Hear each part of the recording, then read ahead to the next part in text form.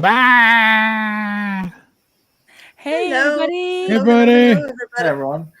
I don't know who's everybody here yet because Aaron We got a For lot some here.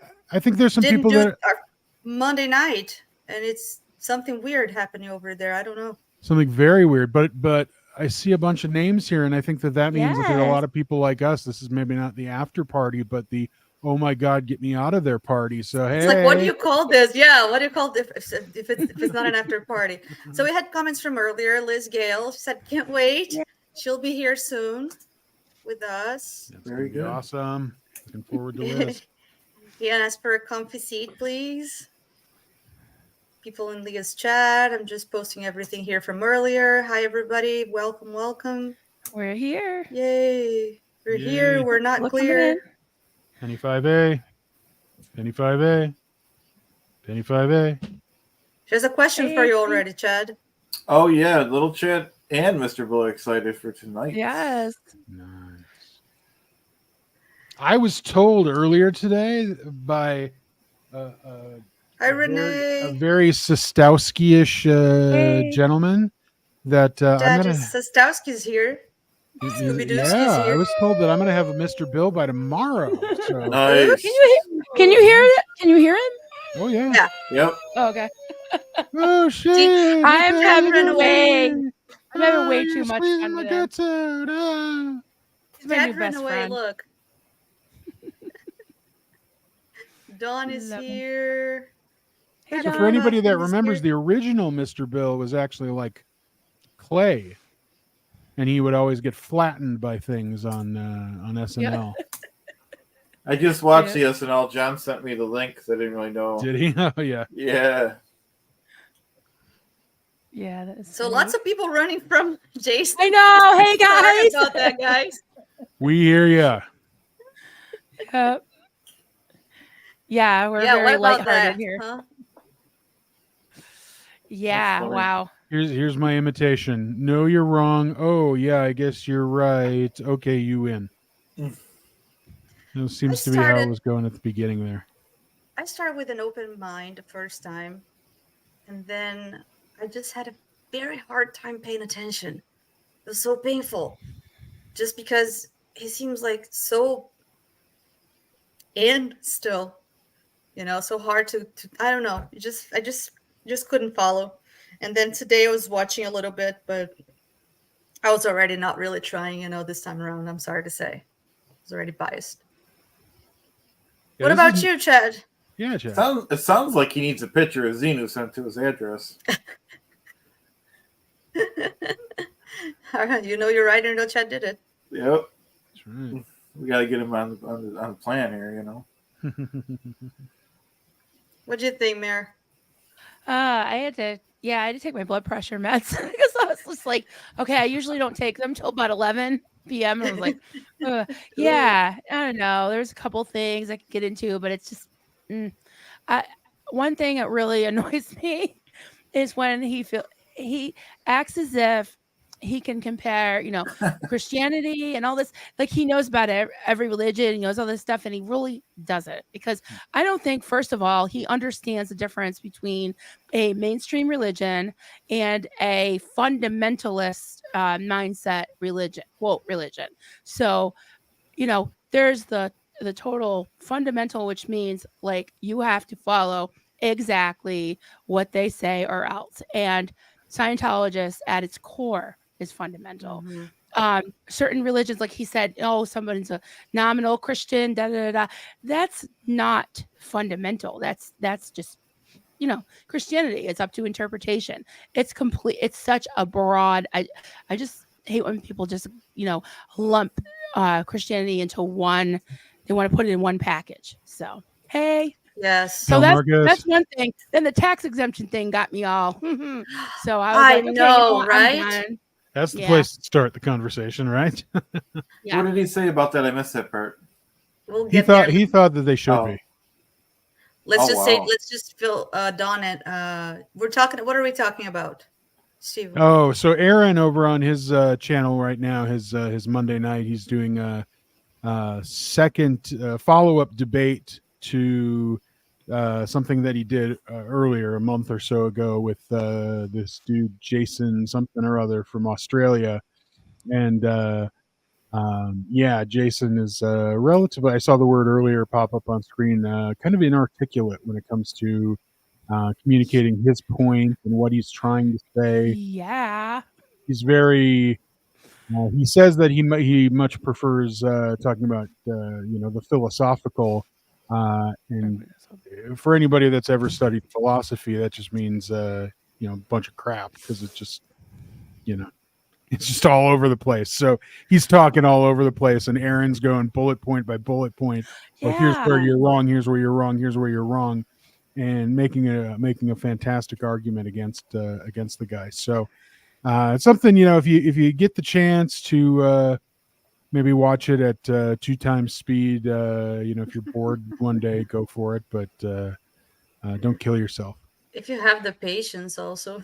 Excuse me, don't unalive yourself. And Sorry. Aaron was stating facts, and this guy was just like, well, kind of mamby-pamby about it. And another thing that really got me going was just, it kind of felt like he was minimizing people's stories, people abuse, and that, oh, well, what percentage this, what percentage Totally, that. Steve. I don't care. One person abused is too many. And, even he recognized that there are thousands. There are thousands that are speaking out, let alone those that leave and don't say anything.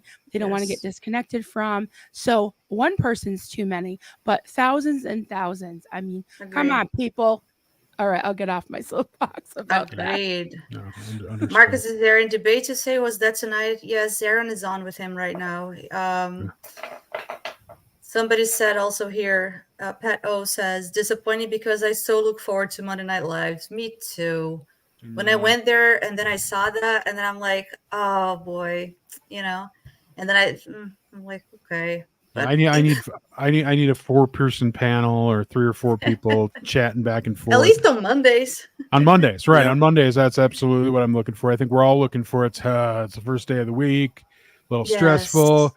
Just need to have kind of a decompress, and usually that's what we get. Aaron explained that the panel he wanted for tonight wasn't available, but then they're gonna do Monday Night Live another night.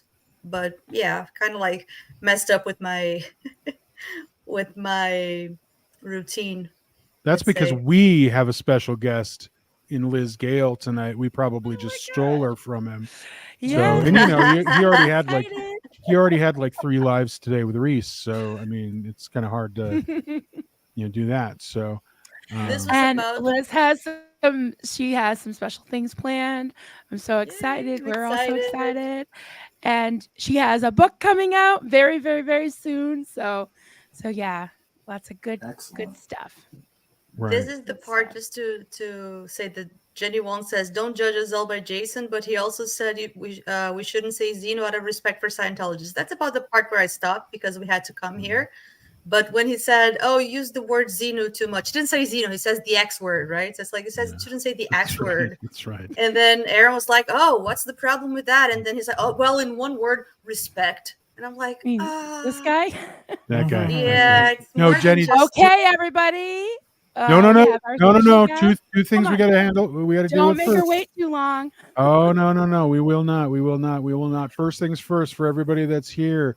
Our very own, hold on, let me figure out which hand.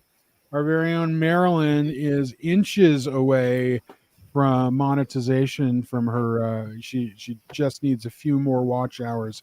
So if you're watching on anybody else's channel, I'm just going to ask you guys. Thank you, everyone, for subscribing. I got 1,000 subscribers. She got 1,000 subscribers on Saturday. It was fantastic.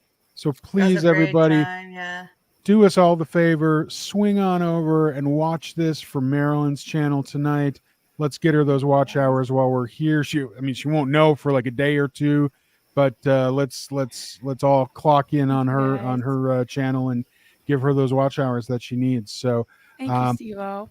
Second thing, my pleasure. Absolutely. I know how much of a challenge it was for me, and so let's get you there too. Second thing, there's a rumor out there that this guy right here is John Poe. And I just want to clarify to all the haters out there. What? As much didn't as I know. would love to be a 30-year retired cop / police chief / military guy who cruises around the South Pacific every chance that I get, I am not John Poe. I am Denver Steve-O. Get it right, SOBs. There you I go. think I imagine who you're talking about, but I missed that. I'm I gonna didn't have know to that. look Yeah, no, yeah. Apparently That's funny. I'm Poe. So just wanted to clarify that. Now, what were you saying, I Marilyn? missed it all. Okay. yeah. The moment you've all been waiting for. We have our special guest. We're so excited. Give me the thumbs up if you're ready. All righty, here she Yay. is. The one and only Liz Gale. Hi. Hey, Liz. The few and only never ends. Well, we're 4 of thousands. I always say we're just Oh, the nutty ones. We're all Actually- we're your 4 of allies. 7.8 billion, but you know.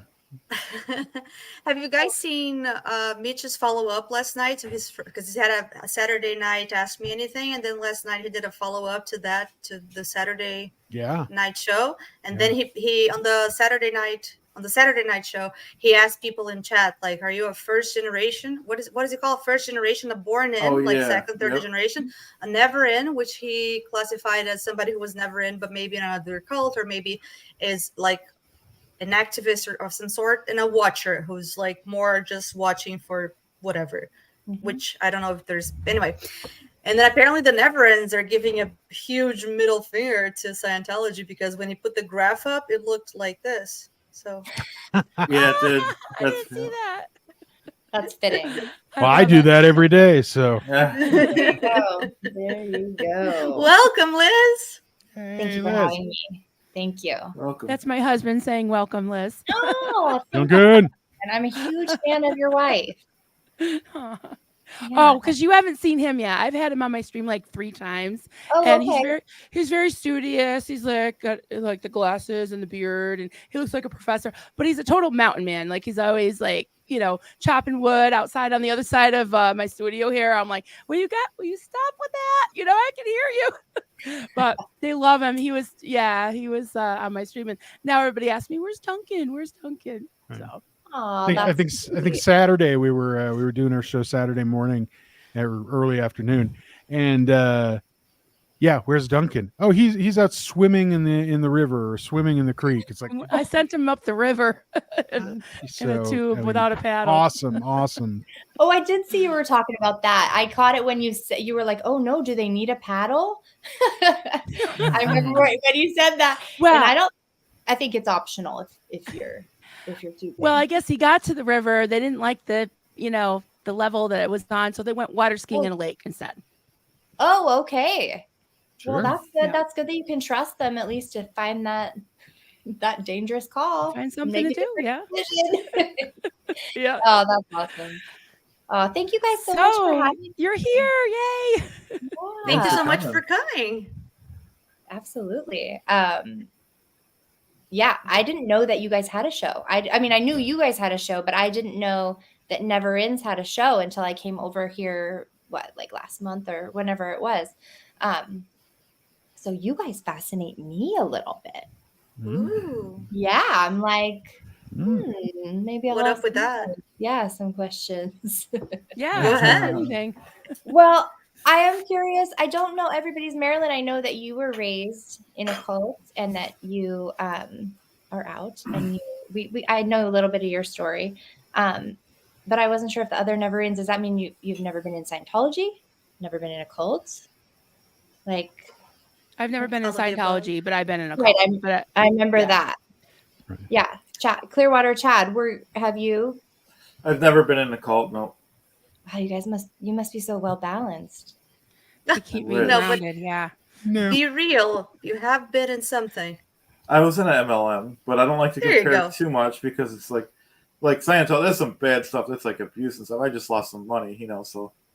Well, I don't think that we should underplay MLMs because they are Yeah. they are cults though too. Oh, okay. I All right. totally. I mean, some are. It was similar. It was similar to like where the leader said this, and we had to meet in these shady hotels, and like recruit people, make lists of people, and so yeah, you're right. I guess. Shady hotels. Always with the shady hotels. Yep.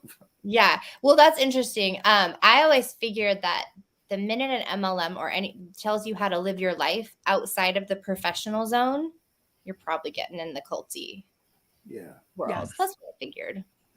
But Mhm. do you like watching documentaries about MLMs? I haven't yet. I love watching documentaries about cults. All cults. Well, And you run out of comparing. content. The LuLaRoe about the leggings. Yes. Yeah. Oh, That was okay. a fascinating documentary. I had So no good. idea that. I mean, it's a cult. It's a great way to bridge MLM and cult. They did a good job with that. That's Yeah. a good documentary. And I could so relate to Roberta Blevins. I'm a huge fan of hers, and she was on the Fair Game podcast, one of the last episodes that Mike and Leah did, and I could so relate to her because she was talking about watching the Aftermath series that you were on, Liz, and I mean my eyes were open too. She was saying how like she was like, oh, let me go get my my Aftermath fix, and I was the same way, and I was like, oh my God, I was in a cult. And I remember she had that total epiphany too, like, holy shit, I'm in a cult. You know, it was just, we could relate so much, you know. It's It so really much did help a lot of safer. people. Yeah, because it's safer to identify it almost in somebody else first, Yes. right? Yeah. Like it's so much easier to be like, well, that's a cult, and then that's a cult. So this must be. But I don't think anybody ever starts with like, I'm in a cult. No, that takes a long It's time. always harder to see your own flaws. It's easier to see the flaws in others. So I think it's the same dynamic. You know, it's easier to see what others are doing wrong than what you're doing wrong. Right. Yeah, and Yeah, I get sometimes you. you don't have the words, you don't have the tools to recognize because cults are so called, you know, the slow boil, right? The indoctrination is so gradual, and you're basically taught to not trust your own thoughts, to you know, obey on command, or to like the, you know, the thought terminating cliches and all the tactics All that stuff. where you don't know what end is up, and it's like to like you said, remove yourself from it and look at somebody else. You're like, wait a minute, that sounds like this. That sounds like this. And I loved your stream, by the way, with a friend. I'm sorry, I forgot her name. Oh, Cassie Today? Marie. Cassie Marie. Yeah, Cassie she's Marie. great. I didn't Yeah. realize I only caught the second hour, but because I don't get my notifications for some reason. But yeah, I loved how you guys were talking about how like, oh geez, just lost my train of thought. We were talking for like 2 hours too. Yeah. But Cassie Marie's I know what it was. Yeah. About the triggering language, how like it's been really helpful for me to be in this sphere, because whenever I watch podcasts with like theologians or apologists and stuff, sometimes the language can be triggering, but it's been good because, like, you know, when I hear a scripture that was taken out of context, like turn the other cheek, you know, to me that means be abused. Other people are just like turn the other cheek. Good just point. means Very good let it, point. you know, let it slide off your shoulders. This to me, it means literally turn the other cheek and be abused, you know. So that's why the the crazy language of the Scientologist like doesn't, you know, bother me as much, because I can draw the correlations without totally you know, being, you know, in the rabbit hole. That's such a good point. I wonder if that's like a big reason a lot of people like watching Scientology, because they're like, that's crazy. And because nothing of what they say actually matches up to your to regular language. That's a fascinating Right, but the concepts and the tactics are all so similar. And I can't tell you how many people in the chat, probably even now, can relate, you know, to the narcissistic qualities that people that have abused them, or, you know, even relationships. And we could go on and on. We'll have to do a stream on some of this stuff, but I know, just, right? Oh my goodness. You know, Absolutely. how colleges are like breeding grounds for cults to come in and grab kids out of there, you know, all kinds of crazy stuff.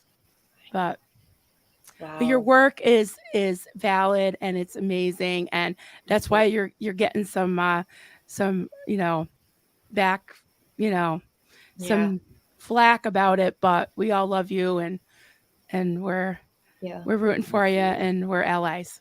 So welcome. Thank you. Wow. I'm in. What else? No. It could be a never end. Right? Maybe that would be fun, actually. Leave. Yeah. So you have a book coming out. I do. I have a book coming out, and wow, what a learning curve. What a learning curve to like actually self-publish a book. So I'm starting my official promo-y whatever. It was supposed to be starting tomorrow, Liz's quizzes, but I did give you guys a quiz tonight. And you know what's funny is I thought I would give you guys a Scientology basics quiz, and I was looking at it and I was like, these guys know too much. I don't know. I don't know. No, really. So Now you you're scaring me. So you better get ready. No. Did you email that to us? I did, but I think you guys were already live.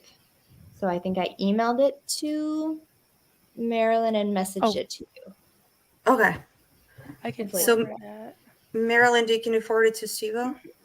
Sorry, All right. I should have done it earlier. Awesome. I don't know if you guys No, know you're this fine. about me, but No, I also no. have 2 jobs. I work 2 jobs outside of being here and a mom. So I like just got off work not that long ago. So we appreciate you even more for being here. Thank you so much. Thank you. Absolutely. Yeah, so my book should come out really soon. And you know, what's really funny is as I was finishing it, there's one line in there in particular where I talk about my brother and I talk about how he's really smart and a genius. And then at the end, I said something like, oh, well, you're so smart. Who's alive now? Who's alive now, huh, Phil? And I like it. Shade. I'd say it to his face if he was here. Wow. Or his ghost face, like however you want to put that. Anyway, that was the one line that I thought, I wonder if that'll stand out. And then I gave it to my sister-in-law and she was like, oh, I had to read that 3 times. I can't believe you wrote that. Wow. I think that speaks volumes to your healing process. Yeah. I suppose so. To have the sense of humor to say that, to write that, it's or I'm kudos. crazy and delusional, the jury. No, we all are. No, but it just gave me a little bit of motivation yesterday because I don't want to admit it, but I will. The email that said it was an anonymous email that was like, think of your mother, you're better than this. I mean, short but well crafted. They know my Buttons. So I thought about it for a while. I think I'm over it now, but I thought about it for a while and I just thought, should I do Pete this? has a comment here about for you about that. Who want to The start line- reading? That line can be interpreted a lot of different ways, as long as it means something good to you. That's a nice thought. Well, and that's kind of what I got a little sassy about. And I was just like, better than what? I'm great. I mean, I don't mean to be, Exactly. Yeah. Yeah. like, I was like, Right. I'm fine. I'm okay. I might not be the best of the best. There's always room for improvement, but like, I think I'm all right. We're okay. Yep. So, but it did kind of rock me, and it kind of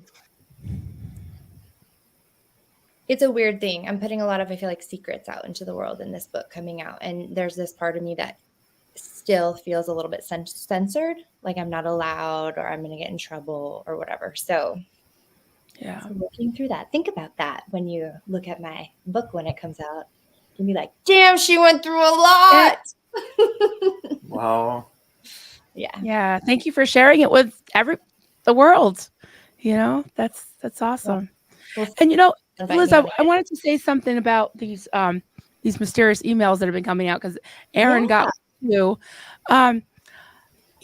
It's funny that they're not using threats. Like one thing is they have nothing to threaten you with because guess what? You're not in a cult. You don't have, so they don't have power over you. So even though, Osa and David Miscavige and all them, they don't really have any humanity. They don't really have any compassion, but they're trying to appeal to the compassion in you because they know you have it. So I just thought interesting. Yeah. It's an interesting thing. Get to you. Just trying to, just trying to get you, but it's not going to work. No. And I'm going to be noisy and dramatic if it happens anymore. Sorry. Hell yeah. Like Aaron says, anything they do, it can create a video that you could make to make more, That's You kind of how just- I felt. yeah. I was like, I'm going to share this, but it's also not just that. There's actually an actual support that I'm feeling from the SPTV community, where I was like genuinely like, oh my gosh, I kind of feel like I want some support. I would love some support on this. If anybody, Absolutely. and everybody was, and that was really nice. Because I am kind of new here too, to like have that experience. It was really, it feels good. So I get why David Miscavige and Osa, and like I get why they're scared, because there is something with the SPTV and the fact that you guys are here. Like there's a huge power in that. I mean, you guys are never ends. It's like, but you care. Like that's so dangerous to him, I would assume, and the whole thing. So it's a cool movement. I think it's also like the fact that it's not curated. Anybody can make their channel and say anything, and everybody can connect and talk to each other. You know, it's not there's no gatekeeper to the information being put out or to the kinds of connections that people are making, and that's Right. much stronger than anything that has True. happened so far, I think. Right. Yeah, I agree. And I think it was Aaron that was saying the best thing everybody can do is have your own platform. Like it doesn't really matter if you are as successful, say, as Aaron, or do that whole route, but nobody can take away what you want to say. And that's the joy. So I think it's so powerful. I agree. And like Aaron said, everyone, even if it's the same story, it's your story, and you're putting you're putting it in your perspective. Yeah. And I think that it's almost like constellation, like this person's perspective and this person's perspective and all these different perspectives. But when you kind of do the lines in between, it paints a whole picture. Yes. Yep. And so it becomes something bigger than the individual dots themselves. And I think once something has that, it has like true organic grassroots momentum, and then it's almost impossible to stop. Totally. Yeah. Yeah. So I would imagine he's like, what's that cartoon? Wile E. Coyote, like watching the ball like roll down the hill, and he's like, and it's about time he felt that way, because he's made a Gives me a lot lot of pleasure. Yeah. Makes me very happy to picture that. I know. But Right? yeah, you think of any movement, the civil rights movement, it takes a while, but just. So can I ask you a couple questions from the chat? Please. Renee B, please ask Liz how we can get her book without giving the money to Amazon. Okay. Renee B, I am going to sell. So, I will order them from Amazon to give to you. So I don't know if that technically means if you get the book from me, if you're giving your money to Amazon, but an option would be I will sell a few on my website, which is rusticandresourceful.com. And I'll do it there. I'm just a little technologically behind. It'll probably be a week of when it's on Amazon. So. And are you going to sign some of them? I am going to sign some of them. And what's so funny? I wanted to have it. I have a self-imposed clock that I'm racing against, and I've come to realize this is the most ridiculous thing. I'm way too old to be setting unrealistic expectations on myself and then holding myself to them. So, in a little bit more time, I definitely want to share. You guys were so funny talking about the smokable pages and all the all the goodies and stuff. So, I also have some really fun, I like to craft too as well. So some little boxes that I will put up on my website as well. Nice. So I hope that answers your question. I don't know how to live a life without a little bit of our money going to Amazon. I'm so sorry. It happens a lot around here. Yeah. So we've got a super chat. I think this was referencing Aaron's live stream that's, I think, still going on now. He's debating Jason. Yeah. Ms. Pillow, thank you for the super chat. Glad Aaron drew the line between Church of Scientology, or Scientology, we won't call it a church, right? And the other religions that typically, other actual religions want to help people of lesser fortunes, and Scientology kicks them to the curb. Right. So it's basically where we're talking about the tax exempt status, and the criteria is usually, especially in the UK and other countries, that they have to show that they're somehow doing outreach in the community and there's some community benefit. But aside from the front groups that pretend to have photo ops and things like that, Aaron was just stating that they don't really deserve the tax exemption for that one point alone, that they don't really provide a public benefit. But I have to debate that, because when a hurricane comes and destroys my house and my neighborhood, the first thing I want is a bottle of water and a pamphlet. I got You're you. locational as well. Don't forget about that. Right. They'll do Scientology on you. They'll make you look around. Look at that feel tree. your Oh, I could use a finger. touch assist. Thank you. Wow. Look at that wall. Thank you. I'll repeat the command. Look at that wall. Thank you. Yeah, that's true. They do have this tiny echelon. The other thing I noticed that they do is a lot of international propaganda. Like when I used to go to events back in the day, and they were, showing on screen what they were doing, it was usually outside of the country in like Colombia Can't verify it. or Right. and they'd have a photo op, and it would be like, sometimes there were outrageous statistics. Like we reformed prisons with the way to happiness, and Scientology, I'm saying we. Gotta stop talking like that. Anyway, they said they brought down the crime in Colombia, the murder rate, by like 50 or 80%, or just like The some Colombian miracle or something like that, right? Colombian murder. Yes.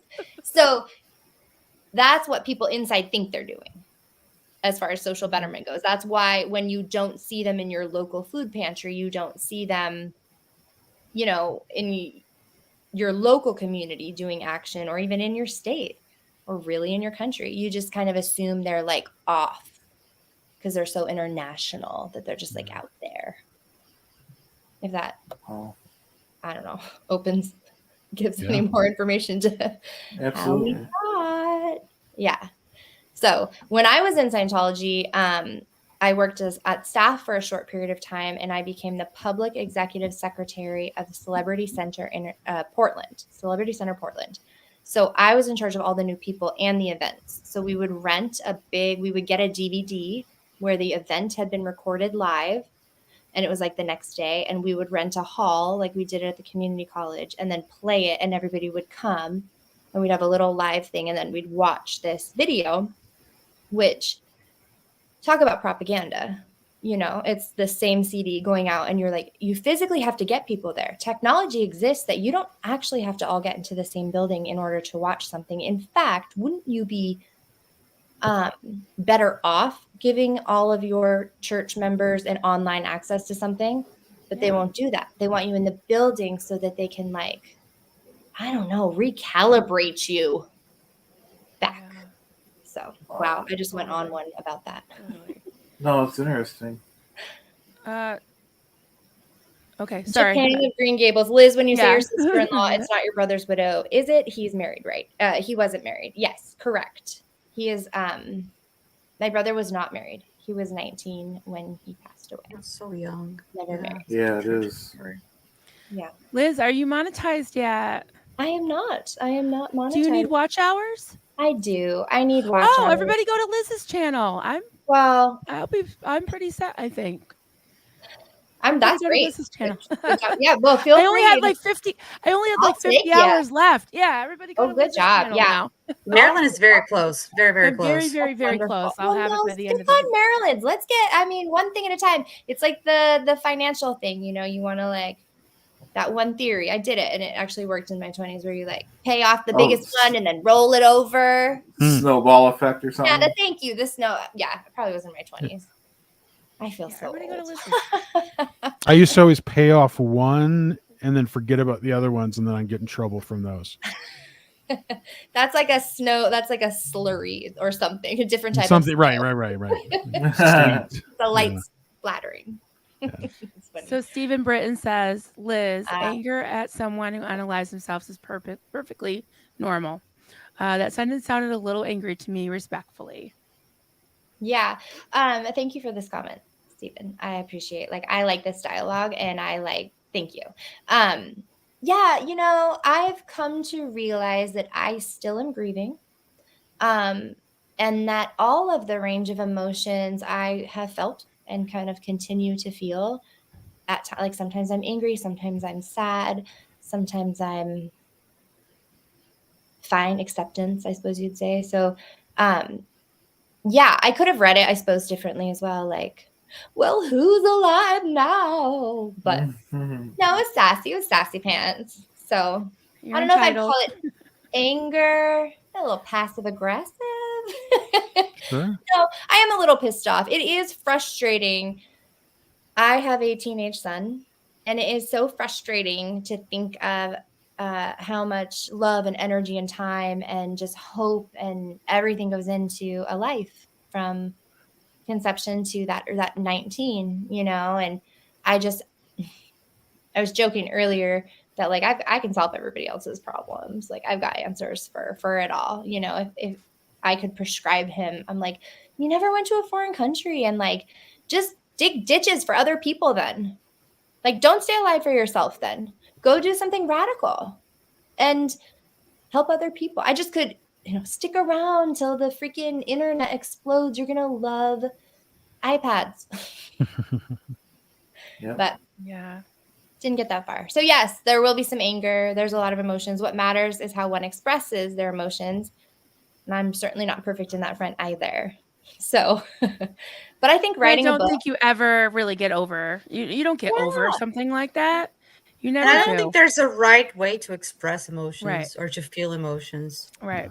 Yeah. I think it's very Change. valid if you have to make a joke, and that some people are going to find it, tasteless or not, or it's your grief, it's your process, it's your book, it's your life. emotions. And that's the thing that I realized about like when I finally sat down to write some of these things, because I've always wanted to be a writer. So I've been journaling and writing like for a long time. But when I really sat down to finish this project, it was the first time that I ever could be really honest. Right? Like, because before I had, a family. I had, and don't get me wrong, my I have a family now. My husband's family has everything that my maternal side of the family was kind of lacking. His family has an abundance. So I've been able to make some new relationships and heal some of those wounds. I don't know why I'm telling you guys this. Wow. Here we go. Get into my head here. But long story short, I might be mad. I might be pissed off. I might be sassy. And that's kind of all in my book too. I think if you read it, you'll be like, I get it. We're excited about it.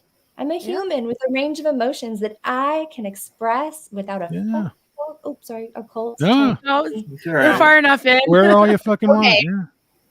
Yeah. So speaking of emotions, Terry Ray says, funny how they use emotions to manipulate Liz, but they try to eliminate emotions from its members. That's interesting. Yeah.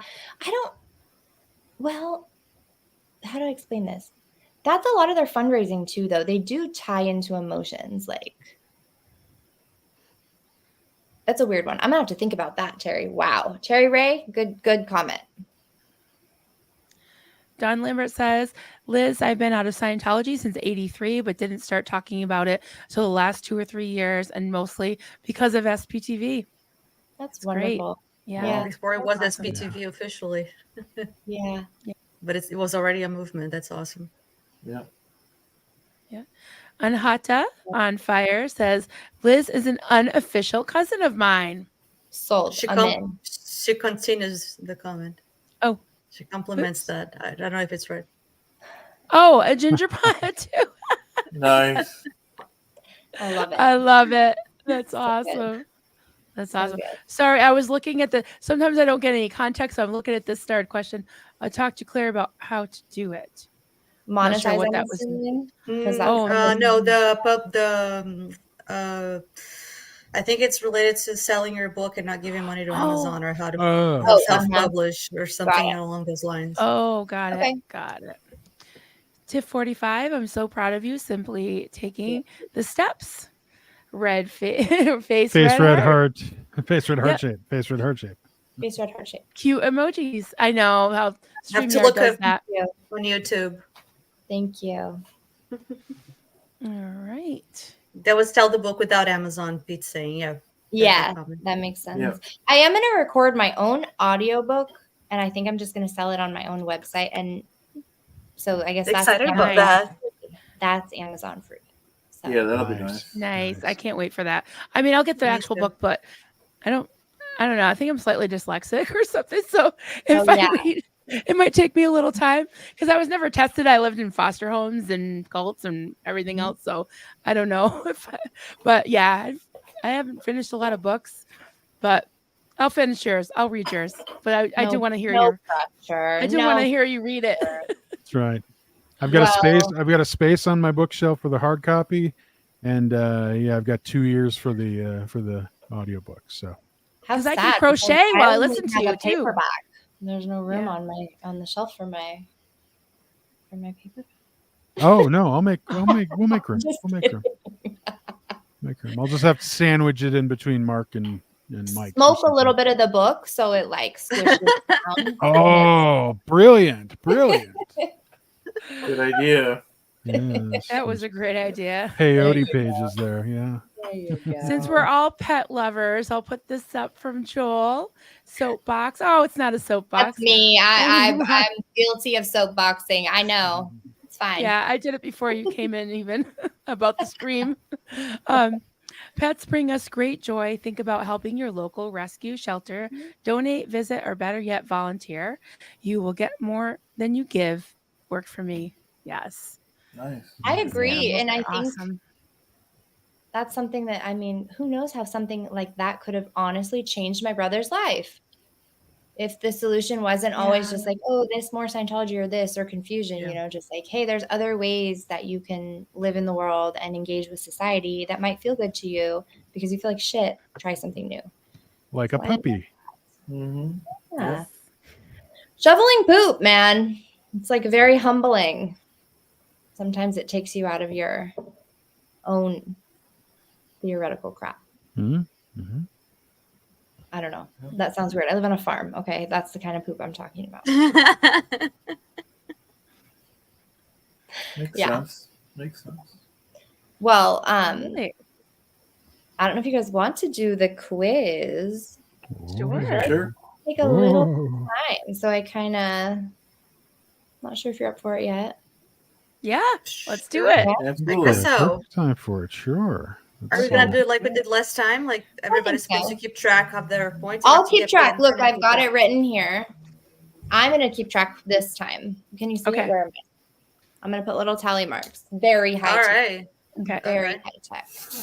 And then everybody in chat can play along, but you gotta. This will go on your permanent record. No, I'm just kidding. Oh no! It'd be great. My busy folder. Yeah, your record. folder. Oh my gosh. I'm looking for here. Which is funny because they're physical folders. Some people have like 20 or 30 or 40 folders. It's insane. So you can they keep them in like warehouses, all protected and whatnot. And so it's like, what? Yeah, that's crazy. I can't wait for a raid. Raid them. Funny, I was just thinking like, I don't believe in book burning, but I feel like a huge PC folder. Burning would be cool. Mm-hmm. Well, they're not books. Well, yeah, they're. I don't know.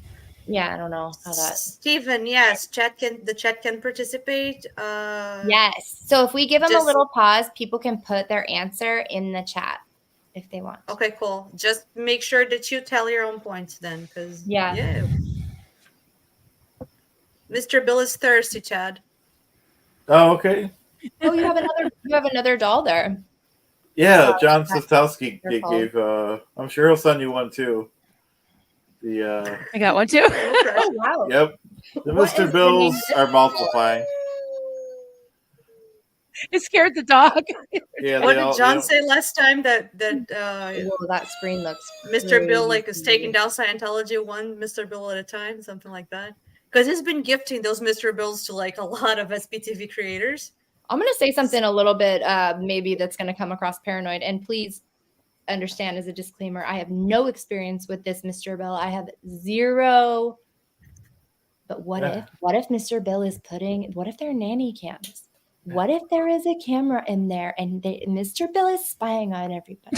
Stowski! Scooby Doo ski. He's got Yeah, little like microchips in the captain's hats and Just saying.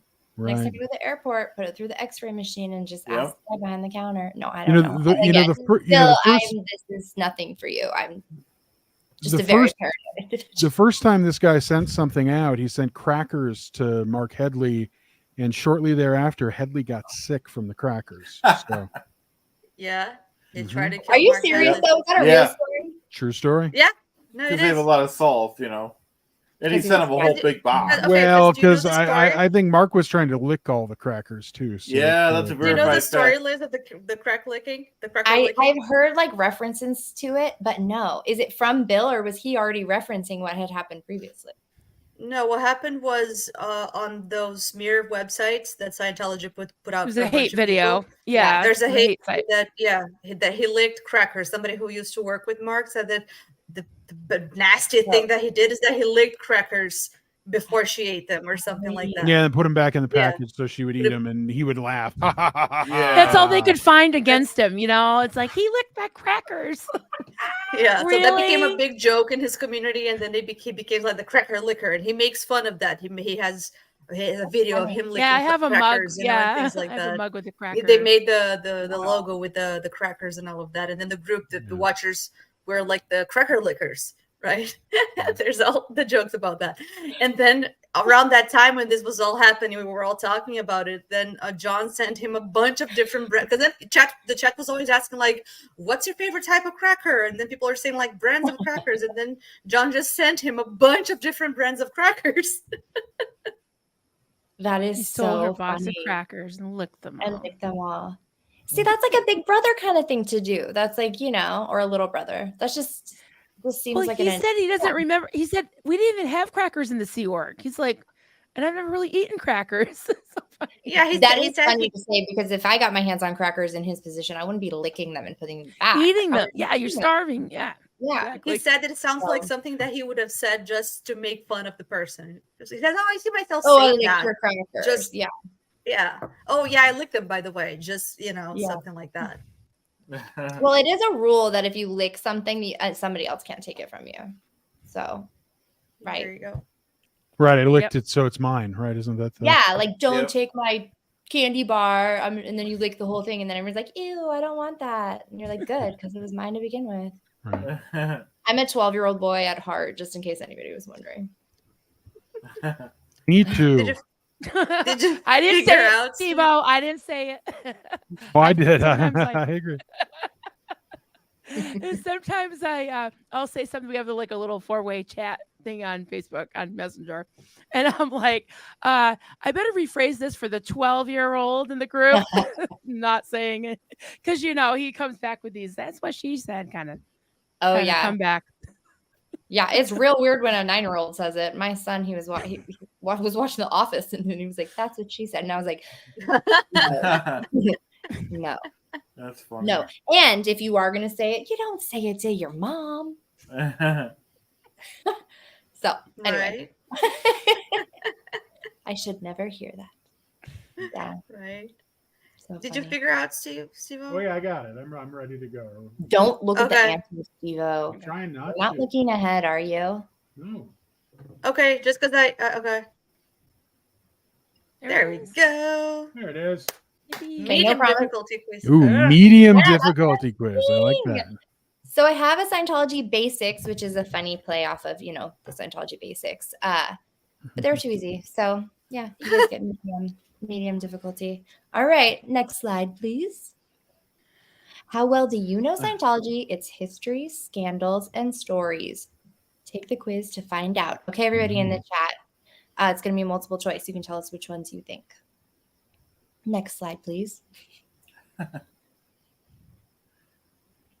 Okay, this one has a couple bonus questions. Everything's on the line. You must pass this quiz. No. Oh, did I make you more nervous? I was trying to diffuse it, Julia. Sorry. My bad. Went a little in the opposite direction. This has a couple bonus questions on there. You'll see them. 2 points for a bonus answer. So that's math that I'm going to do. All right. That's my ability. Let's keep going. let's begin. Okay. You have to write one of these after every auditing action and course. Is it A, a success story, B, a win log, C, a promo letter, or D, an NDA? How do we? That's a Are we good gonna question. write down, or are we gonna Um, say the answer? How about I just call on one of you and then no, that won't work. This is a great thing that I didn't think about. I don't know. Shout out your answer. A. What do you guys A. say? A? Was it easy? Did you already know that? Chad, you Oh, have to. I was gonna get it wrong. I was gonna say B. A win Nobody said log? we're right. You give Oh, your okay. answer, Chad. There's no. I'm gonna we say don't B. know. Okay. All right. What do you think, Marilyn? A. I said A. A? I wrote it down. Okay. Oh, you did. Okay. Steva, are you going with A? Oh, I'm absolutely A. Mm-hmm. All right. I see some A's. They can cheat. Yeah, well, we all can cheat. Everybody can cheat. I'm not Okay, gonna cheat. keep going. I'm not gonna cheat. Don't rob yourself of the experience. So it was A. Right, right? I would never cheat. Was it A? It is. Next slide, please. Okay, yep, Okay. success story. So I don't know if you know this. I had to double check with some of the elder exes, but at the end of every Scientology process, you get on the meter and they ask you, would you want others to have similar gains to yours? And would you want others to achieve the knowledge you now have? So you have to pass, like you have to get a floating needle. And then after that, after they've asked you these questions, and you of course you have to say yes, because if you say no, you go back and you do a bunch of stuff. Then you have to write a success story, which is like, I don't know, especially kids. It's just like, I liked this course. I learned so much. Everything was great. Let me out of this freaking room. Bye. So you guys got it right. Okay. Wow. Clearwater Chad, I'm giving you that point because we rushed it for you, but you. Oh, thanks. You're nice. Next time, Chad will go. Maybe we can go in order. No, we can. I Chad, don't mind me, getting Marilyn, some wrong if Steve. I have to. It doesn't matter. Yeah, we can always eliminate. We can always do process of elimination also, like they do in what's that one show? So You Want to Be a Millionaire, where they can talk through it, but then they have to give their final answer.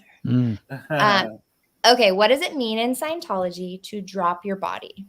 Easy. Does it mean A, to fall down, B, to parachute skydive, C, to C. die, or D, to meditate? C. See? Okay, I'm hearing a lot of C's. Let's see That it. was kind of easy, but Was it? Okay. Oh man, Yeah. Still a good you guys would've been so question. annoyed with me. It is to die. So L. Ron Hubbard dropped his body. and that's moved why on. it's easy, because I think everybody knows that reference. In Yeah, and then he 1986. dropped his body. Mhm. Yeah. Which is so funny because when you say that, it actually seems like it puts the cause on the spirit. You know what I mean? Whereas like L. Ron Hubbard had a stroke and like. But I think that was the intention, right? That was Of the intention course. to say that he causatively dropped his body to continue his research on Yes. Target 2. So we shouldn't grieve him. Exactly. Or No grief. whatever. Just dropped your body. And then the opposite of that, picking up a body is like being born. So Oh, wow. it goes both ways. Side note, I'm going to go over this if I can find it another time on my channel, but I found this newspaper article in the New Hampshire newspaper about my mom explaining L. Ron Hubbard's death to like a journalist. It's really interesting. Wow. I'll post it one of these days, but just like the terminology is just like he dropped his body and moved on to like, the next thing. So strange. But I was there when they announced that. I was at Flag when they announced L. Ron Hubbard's death. And I was little and I was playing with balloons because if you're little, they can like put you in the kid area. And all these body routers, like people moving people around, came in. And if anybody was crying in there, if anybody was upset, they like took the person like, oh, okay, by the arm and took them out of the building, out into the courtyard and gave them a locational, which is when you have them look around. So like being upset was just not happening. Yeah. So anyway, okay, next one. Everybody got that. A classic Scientology saying is make it go. Go. What? Make it go. Right. D. Right. B, to Xenu Right. and beyond. Correct. I love this. That's Yes. funny. I wanted to be that one, but Xenu Go and to beyond. Xenu and Beyond. I love that Julia. one, yeah. to Julia Xenu does and that beyond. I'm seeing a lot of D's in the chat. I don't think I'm Yep. seeing any other letter. So No. this is great because this helps me gauge like the basics would have been way too easy for you. Mhm. Yeah, this is not hard. Okay, go to the next slide, please. You guys are right. And the other thing that I often heard as a kid was I don't want any HENR, which is, you probably know this, human emotion and reaction. Make it go right. So I don't know any other, that's like Scientology for saying like, I don't want to hear your crap. Just figure it out. Make it go crack. Let's do it. Okay, next slide. You guys all got that right. Everybody in the chat got that right. Too easy. Oh, I don't know that one. Okay. Oh, good. Boom. Finally. Yeah, it's definitely a trick question. I have no idea. What is the correct format for writing OWs? Does everybody know what an OW is? An overt Yes. or Withhold. your crimes. Yeah. So you have to write it in a very particular way. Otherwise, it doesn't, I guess, work. I don't know. I know that if you don't write it this way, you have to go back and rewrite it. That much. Ugh. So is it place, form, event, time? Time, place, form, and event. That's B. C, form, event, time, place. Or D, event, time, form, place. I think B rings a bell. B rings a bell. I was leaning towards B. Yeah, that rings I a got bell. TPFRMLQ. I think Time, I place, think form, B event. makes sense because it's like that's weird, from the smallest to the largest. I don't know if time and place would matter, but form and event would make sense. That event should be the last because that would be the longest one. That's my teacher brain thinking about composition and how to. But I don't know. That would be just an I'll go educated with guess, B. I guess. I'll go with B too. B. Event and time. Time wouldn't But be all last. B's? I think Fan- B. Yeah, I'm No. guessing B. Dawn, But Dawn, what's the answer? Dawn? Sorry. we have some D's and Oh. B's. B. Hey, look at that. Wow. Woo. It is. Yay, we did it. And Yeah, I I think feel like I've heard time, it place, before. form, and event. Time, place, form, and event. Because apparently, if you don't list it like time, place, form, and event, it doesn't like release the energy with it. So you have to do it exactly like that.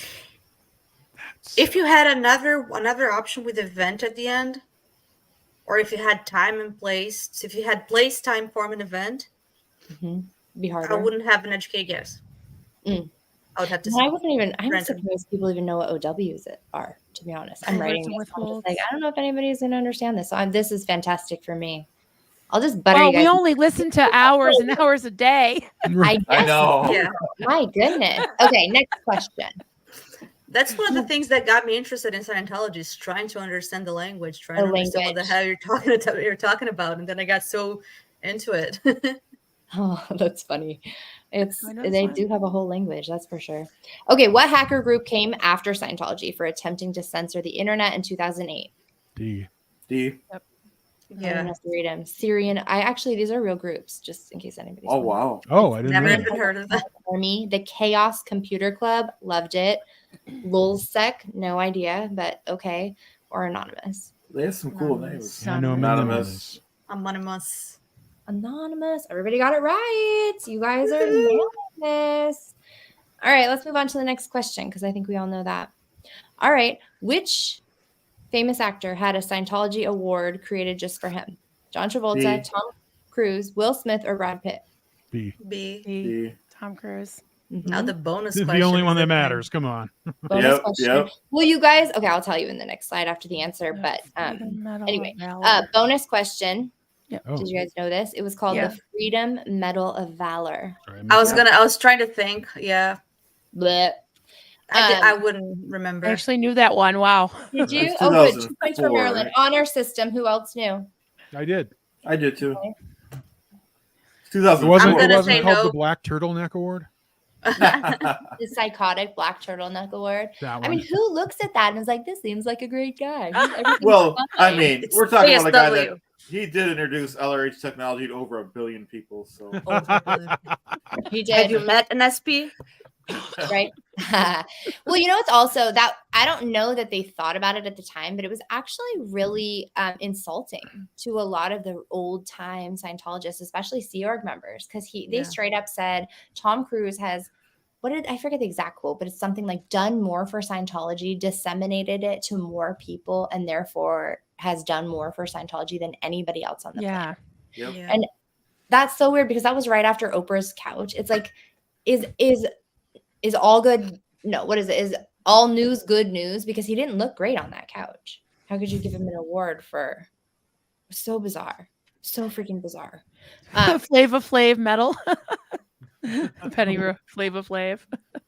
What a great Halloween costume. Has anybody done that? I want to see the turtleneck with like a big thing. Who are you? Tom Cruise. That would be funny. Right, exactly. Tom I'm the Cruise, most important Scientologist. Scientologist in the world. I was just looking earlier on my live at the picture of David Miscavige and Tom Cruise on their motorcycles with their like matching, jackets. And Speaking of 12-year-olds, they look like freaking 12-year-olds on little tricycles or something. But they were Ducatis. They were, I know. Well, and I know some of the backstory from like Tony Ortega's blog where a lot of the woodwork and like how they got the hangar ready when he got there that day. Like it's all Sea Org labor. Like hundreds of man hours of tax-free Scientology money went into making Tom Cruise's experience luxury, which is just disgusting. I see a comment here that I love that says TC is a rich loser. Thank you. Well said, Bev's playlist. Well said. Let me put one up here too. Put your manners back in. Yeah, who does he say that to? Was it Anderson Cooper? No, it was the that's a good Australian question. guy. Yeah, what's his name? Yeah, I forgot his name too. That's a good question. Peter Overton. Oh, okay. Yes, yeah. Very good. Peter You're Overton. crossing the line. Hey, future quiz question. Yeah, that's a for good the one. hard people. Get a Matt Lauer question in there too. Then Crossing I'm the line. actually taking notes, no joke, because right. Now that I'm learning your knowledge base, I'm gonna come back on here and I'm gonna stump you.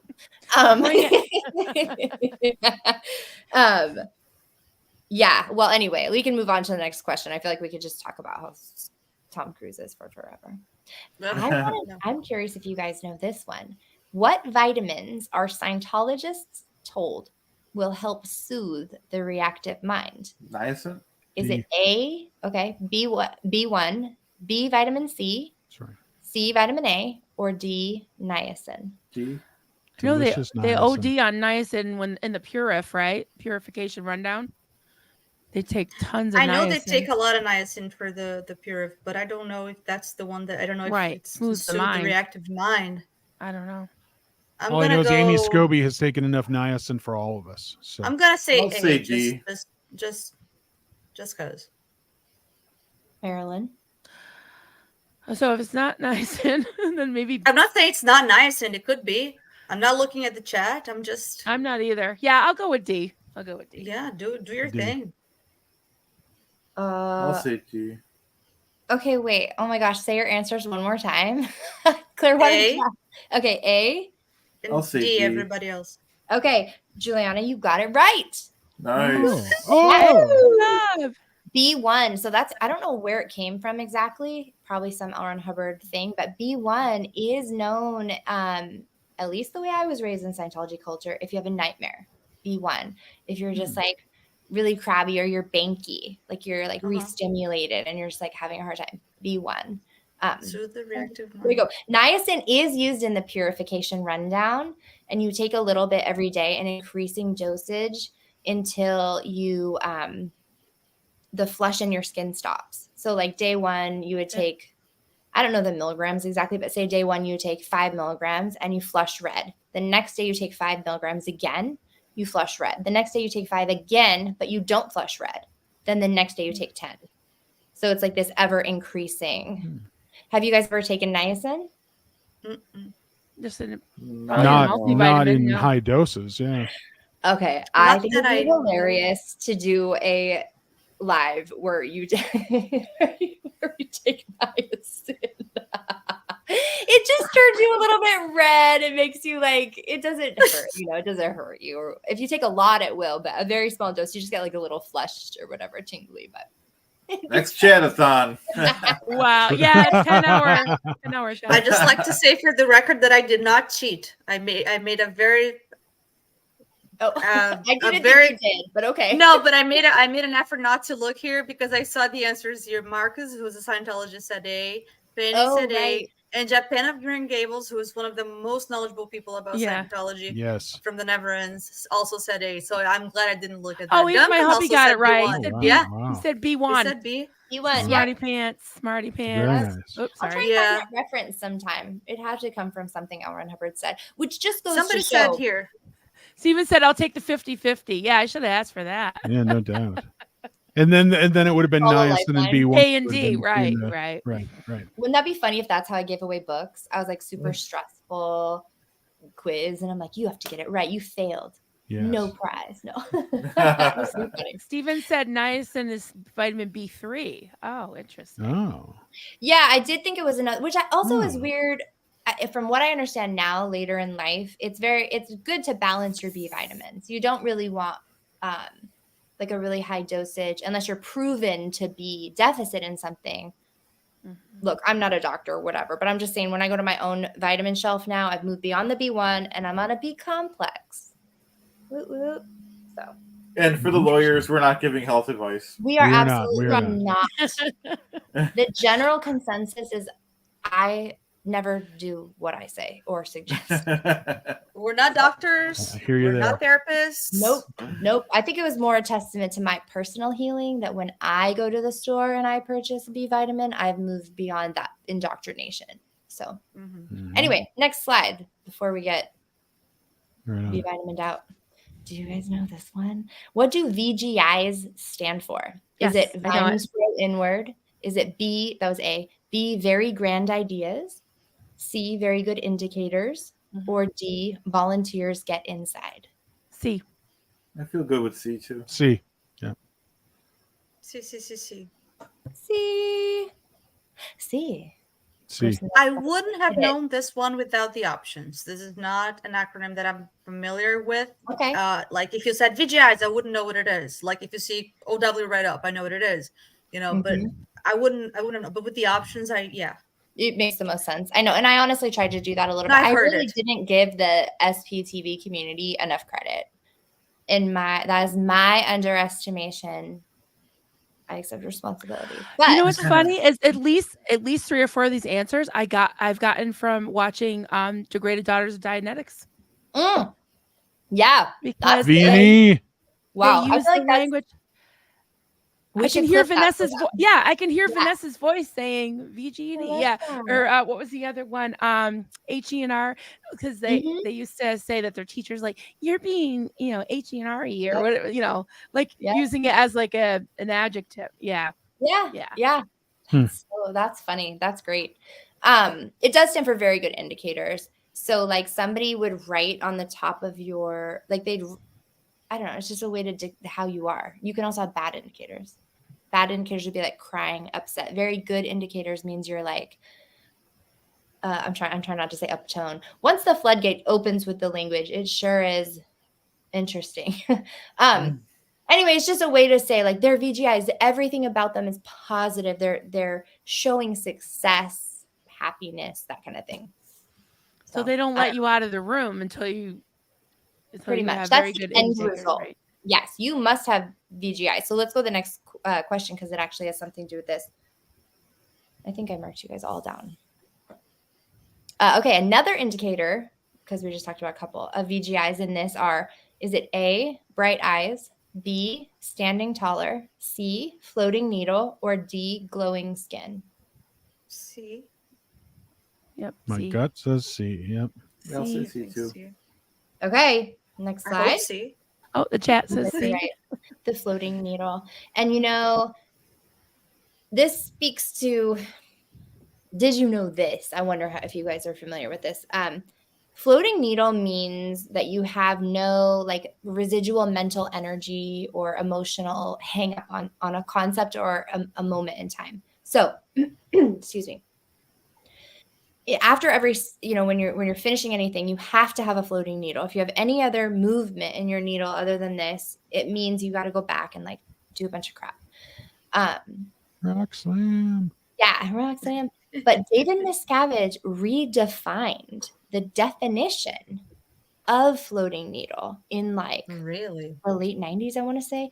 Anyway, it's just this very strange rabbit hole of a Scientology scandal, like within the folds of Scientology, because a lot of exes or a lot of people were really upset. A lot of people left, but he changed the definition of it. So he rewrote L. Ron Hubbard, which was he was not supposed to do that. No. I just saw a really This funny little dick, this little guy. Huh? little That- is it Keebler? No, it's David Little Miscavige. baby dee. That's Little David baby dee. Miscavige. He's so cute. Feed him to your dog. No, I'm just kidding. Okay, next question. let me just mention this real quick. Yeah. This is what we do every time. Whenever we say rock slam, we say Rock rock slam. We've been doing this. Ooh. That's actually a good one. Okay, we can go to the next. I think this was just a bonus fact that I put in. I might have been consuming. We'll see. But the Scientology e-meter, this is the device for spiritual counseling. I was going to ask you guys, have you ever been on the e-meter? I know some people have them, or you, like, no. Okay. No. There's a pinch test that is really common when you see them, like this left picture with the yellow shirts, the ministers, they'll be like out on the street, or you can see the word test in that other picture. They'll like pinch you and then have you remember the pinch, and it will make the needle move. So they use that to like recruit people into believing that the e-meter is a spiritual device and it's measuring emotional and like pain, when that has never been proven. But That's one of the things that Apostate Alex used to do, from what I remember. oh, okay. Pinch Yeah. people. Yeah, I think so. Because The he was selling. test. Mhm. It was. I think he. Yeah, I think I remember him mentioning that. Yeah, you don't see it very often anymore. I don't know that it's standard protocol anymore for people to go out there, because so many people have phones and stuff. Like even these images, they're from like Wiki Commons, you know. It's hard. Scientology owns most of the imagery of e-meters. They're like kind of elusive. So I don't think they go out on the street and just let everybody go for it. My mother was they re-released, how do I explain this? She was supposed to redo some of her training because of the way they changed things, but she's old school and she was like really high up, like class 12 auditor. She was like the top auditor. So we had several of these. So anyway, moving on. Next slide. Okay. The answers there? Sorry, I overbumped. There we Oh, go. that's Oh, okay. crap. That's Matter. C. Knew that Matter. one. So avoid that one. All right, fine. The Scientology term for crap talking or complaining. It's not gossip. It's not harassment. It's not being unkind. It's nattering. Wow. I have a childhood friend who went to the boarding school, the Delphian school with me, and she sent me a picture one day, and it was a picture of her OW write-ups at like, I want to say 10 years old, because we both were there. We were friends at 10. And it was an OW, a written thing in her like very childlike handwriting. It was kind of sad. And it said she had nattered. She had nattered about me to, I don't know, some other kid, which, I mean, super normal. But it was really sad to see it, because it was like this very childlike handwriting, just like, I nattered about Liz to so-and-so. It was really nice to have a laugh about it, actually. Wow. I remember the first time I heard what nattering was on the Aftermath series. I think it was Miriam and what was her name? Sina. She went to an adult about some really bad situation, terrible abuse that was happening, and they're basically like, stop nattering against a good Scientologist in good standing, and that's just horrific. Yep. Like, well, it's a really fascinating thought loop, because here's the thing, you don't natter about somebody unless you have crimes about that person, right? So that's what's used to justify a lot of the exes, right? Is they're just nattering because they have crimes. So logically then, what's the difference? How could a person ever be calling out a crime if they themselves had not done that crime first? So it's this big thought loop where you can always just pick a side, and you can be like, oh, they're nattering because they have crimes. Oh, they're, like, it's really weird to think about. It's a Wow. big thought. It was a big thought loop pattern for me. It took me a while to get out of it. I don't want to think about it too much. I'm almost spinning. Mhm. Okay, we can go into the next question. Everybody got that one? Yeah, that one didn't count. Sorry. You're fine. I think there's like 4 more questions. Okay, which of these is a Scientology high crime? A, organizing splinter groups. B, calling yourself a source of Scientology. C, copying or printing Scientology materials. C, public disavowal. No, I have You too have many 2 B's. Bs. I have 2 B's. I knew there was going to be a B- typo in here somewhere. B1, B2, like the vitamins. My head, yeah, B1. Whew. Reporting or threatening to report another Scientologist to civil authorities. That's D. Or I have 2 D's also. You know what I did? I copied them. Or all of them. B2. B2. All the above. Yeah. Yeah, All all the the above. above. Yeah. All the R2, above. D2, all of the above. B1, Everything's B2, and a crime. D1 and D2 and A. Yeah. Okay, go to the next slide. Oh, Marcus is saying none of the above. What? None of the above. It is all of the above. You silly in theta, you. These are actually all out of the list of high crimes. That's his name right there in Theta. I know, right? So good. Stirring it up. All right. I don't know if you guys know this. Barriers. How many No. barriers to study are there in L. Ron Hubbard's study tech? Are there A, 2, B, 4, C, 8, and D, 3? Also, because of my Scientology training, because I did the how to use a dictionary course, I do know my alphabet and I can even recite it backwards, that last thing. Don't judge me on it. Okay, you got it. Oh. I have absolutely no idea. No. Oh, I'm not good. even gonna guess. Yeah, 'cause I same Yeah, have you here. no- stumped us. Yes, you got 25% chance. B. I'll say C. I'll say C too. I'll say We should- D.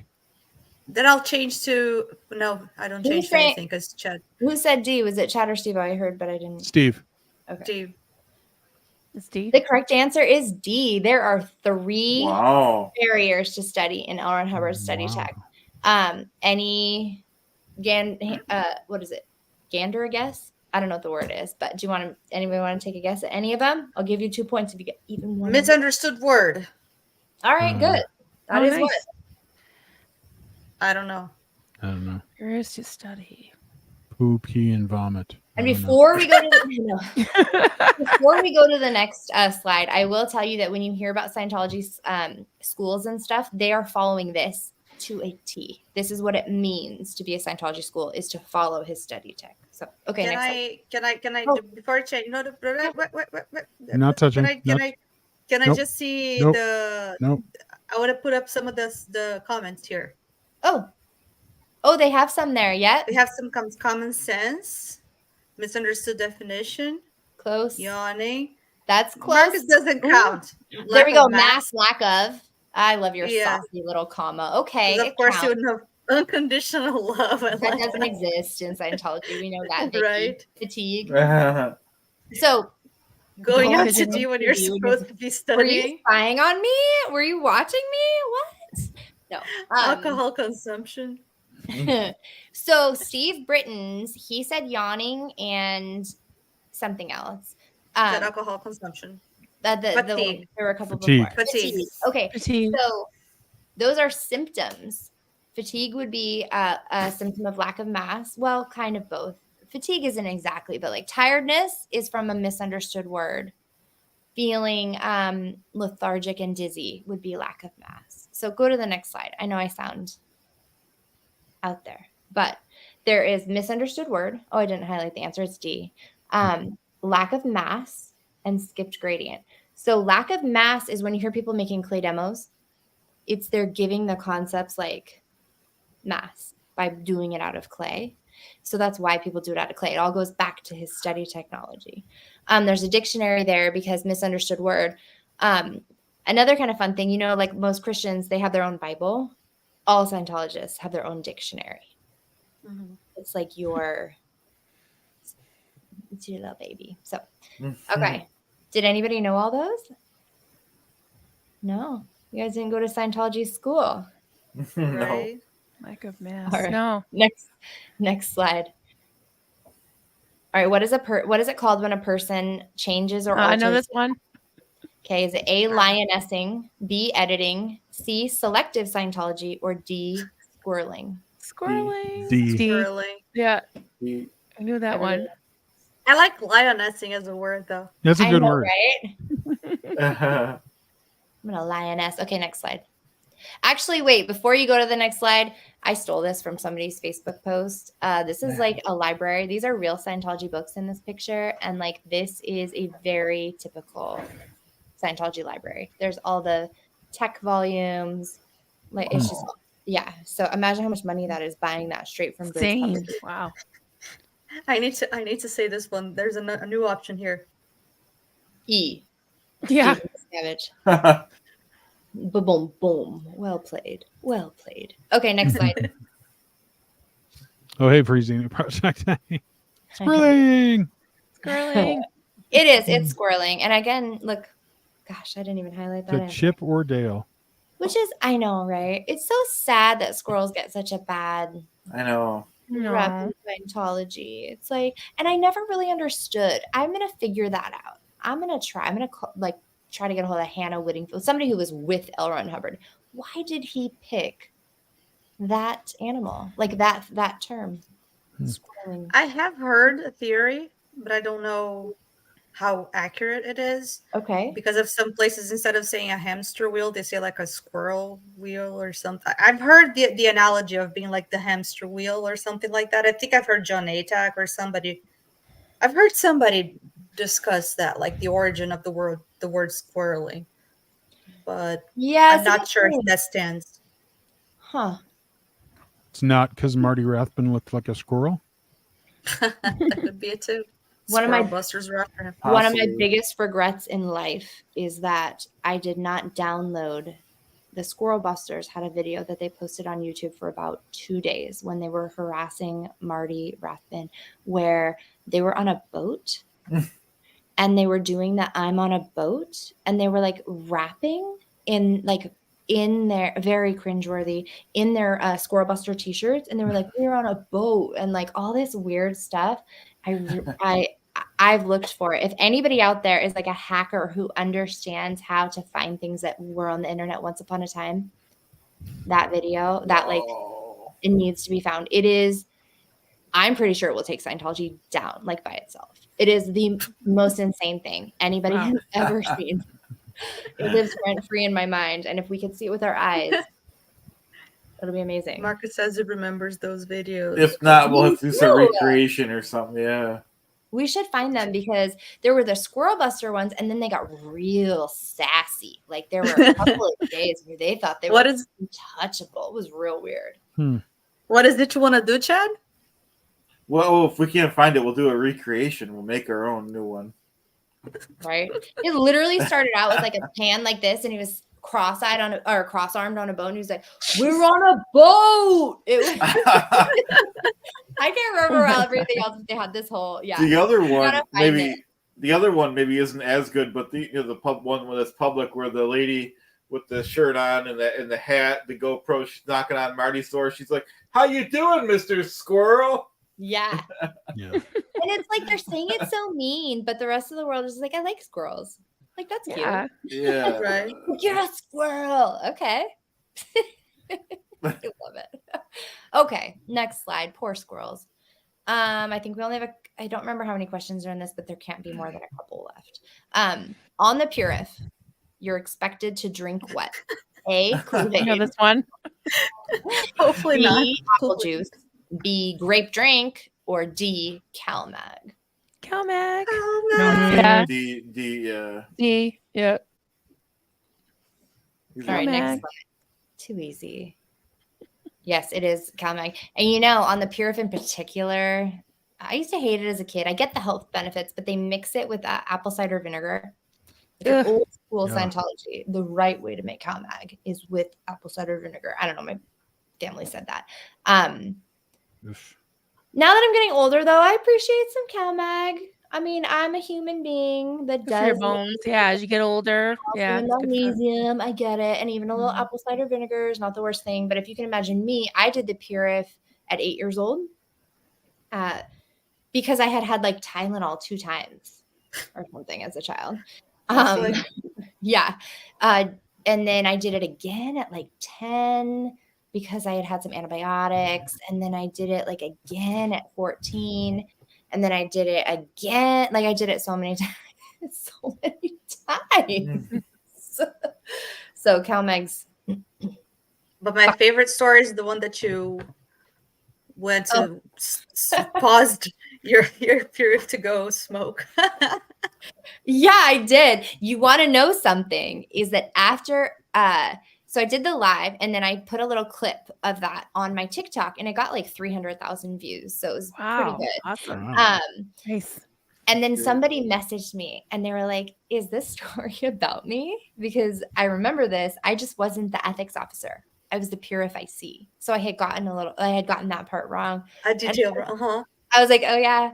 And it was really actually super heartwarming because they were just like, hey, or whatever, you know, it was cool. It was a cool round circle coming, you know, to sort of reflecting back and be like, wow, we're so crazy. That's interesting. And I also got her age wrong. I thought she was 19. I was 14. Yeah, I think it was 14. And she was much younger. I thought she was 19. She was actually a minor as well. So yeah, what else is new? I know. So anyway, whatever. She's handling her whole life with a lot of grace, and she's thriving and a wonder. She's doing really, really well. So if you think of me in that story, you can think of her just being a really good person and doing well. So two success stories. Yeah, I think so. It's nice. Okay, next slide, please. All right. Did I? I gotta get better at this if this is gonna be my thing. I'm not very good at this. Okay, which is the do birds fly drill? Is it A, OT3, B, TR0, C, TR3, or D, ARC straight wire? Is it B? C. TR. I know it's a TR, but TR0, TR3. Yeah.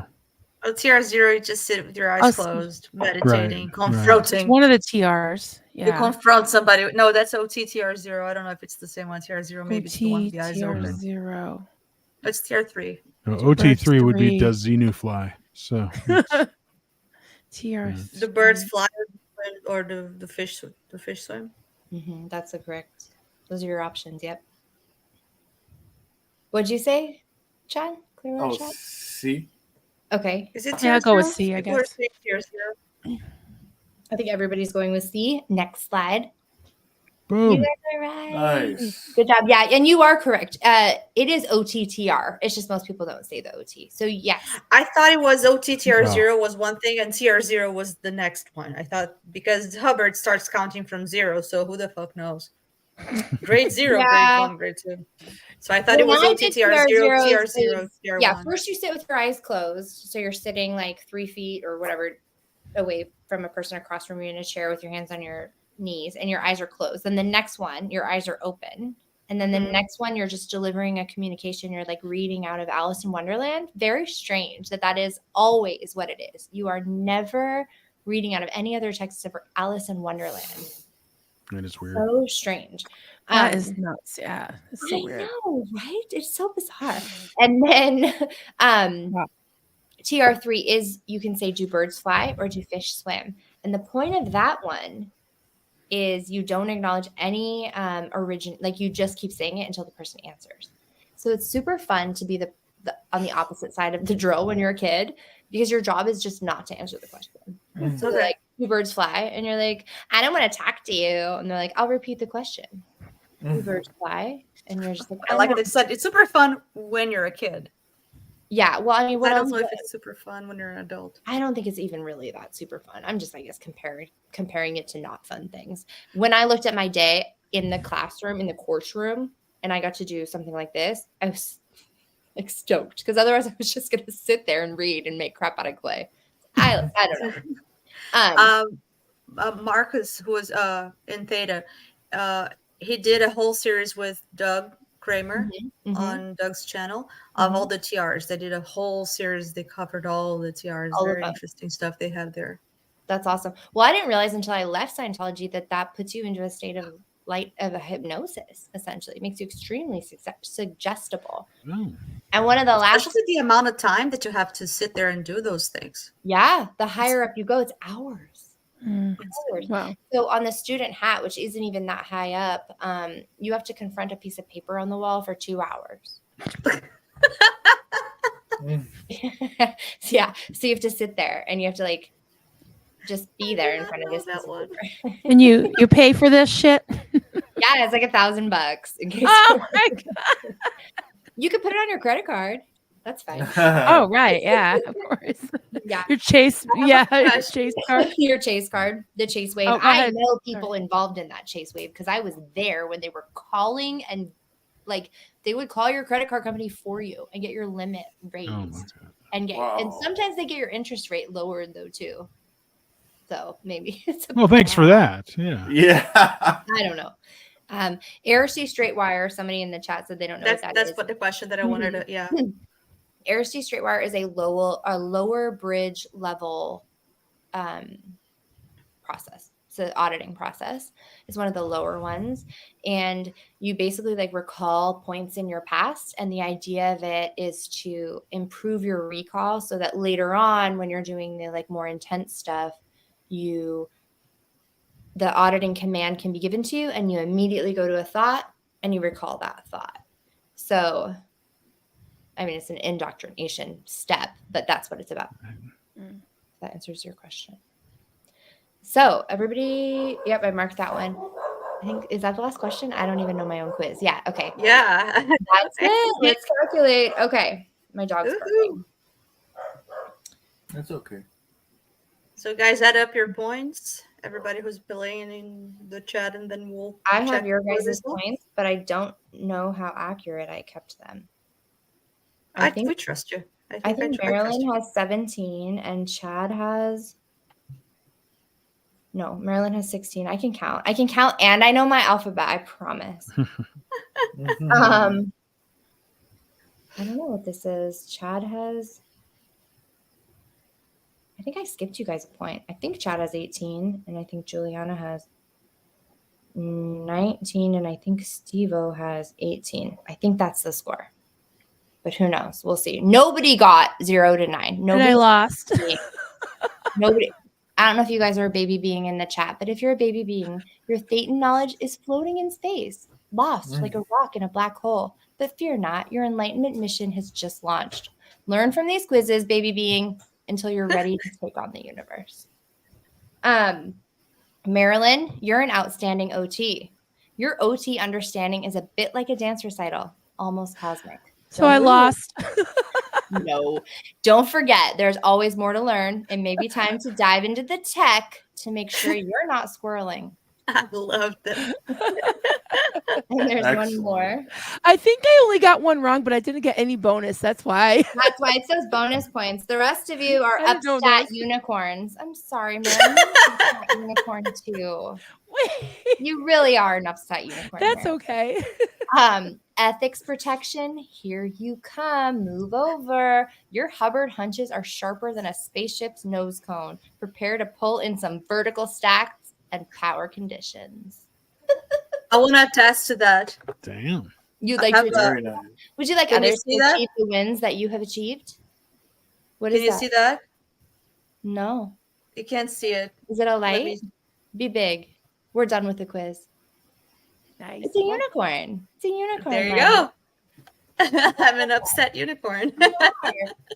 Marilyn, I don't know why, but now that's going to be my nickname for you. You are an upset unicorn for now and forever. But I'm not. But I'm So- not, she says. Unfortunately, I was a Pentecostal unicorn, but so you're interested in other cults too, right? Absolutely. So can I give you a question or two? Oh my gosh, yes. Okay. And please Ready? stump me. Yes. Okay. It might be really easy, so we'll see. Dear And Lord, I hope they are. if you want a hint, I can give you a hint, or I can try to come up with some multiple choice. But Okay. I love it. okay, ready? Mhm. Okay. This cult leader was known for her big hair, her weight loss Gwen program. Shambles. Yep. Close. Or I didn't even finish. Gwen. Close. Keep going. Maybe I'll think of it. Okay. I didn't cut you Her off. big I'm just hair, excited I knew. Oh, I'm so scared. Her weight loss program. You're right though, and her abusive child training teachings. Yeah. Do you Gwen, have multiple? Do you have options multiple choice? I'm So, not going to no, get it okay. right. It's So, Shambles. You're right though. I mean, I was gonna say, okay, multiple choice could be Tammy Faye Baker, Not her. Joyce Myers, No. Gwen Shamblin. Shamlin. Yep. Yeah, Shamblin. that's her. Shamblin. Yep, Yeah, that's her. Gwen Shamblin. You know, and I know that because I watched The Way Down. That's the only. Is that what her documentary is called? The one about her? Yeah. Yeah. Yeah, And that was insane. Yeah, it I've was seen really it too. insane. I was like laughing for the first half of it. And I was like, look at her stupid hair. And then she got into that horrible child abuse. And I was like, this is really intense. Yeah. And I think they did that really smartly as far as the documentary goes, because they sucked in an audience that's kind of like, I like cults, but then they really went in hard. And then raw. she becomes, well, towards the end, that tragedy. And it happened in the middle of them filming, pretty much like season whatever, 2 and 3 or 1 and 2. And then other people came forward and wanted to talk. Yeah, it was wild. Right. That was It insane. was wild. Yeah. Wild. But the minute that you have that hairdo and everybody is telling you it's okay, it's a cult.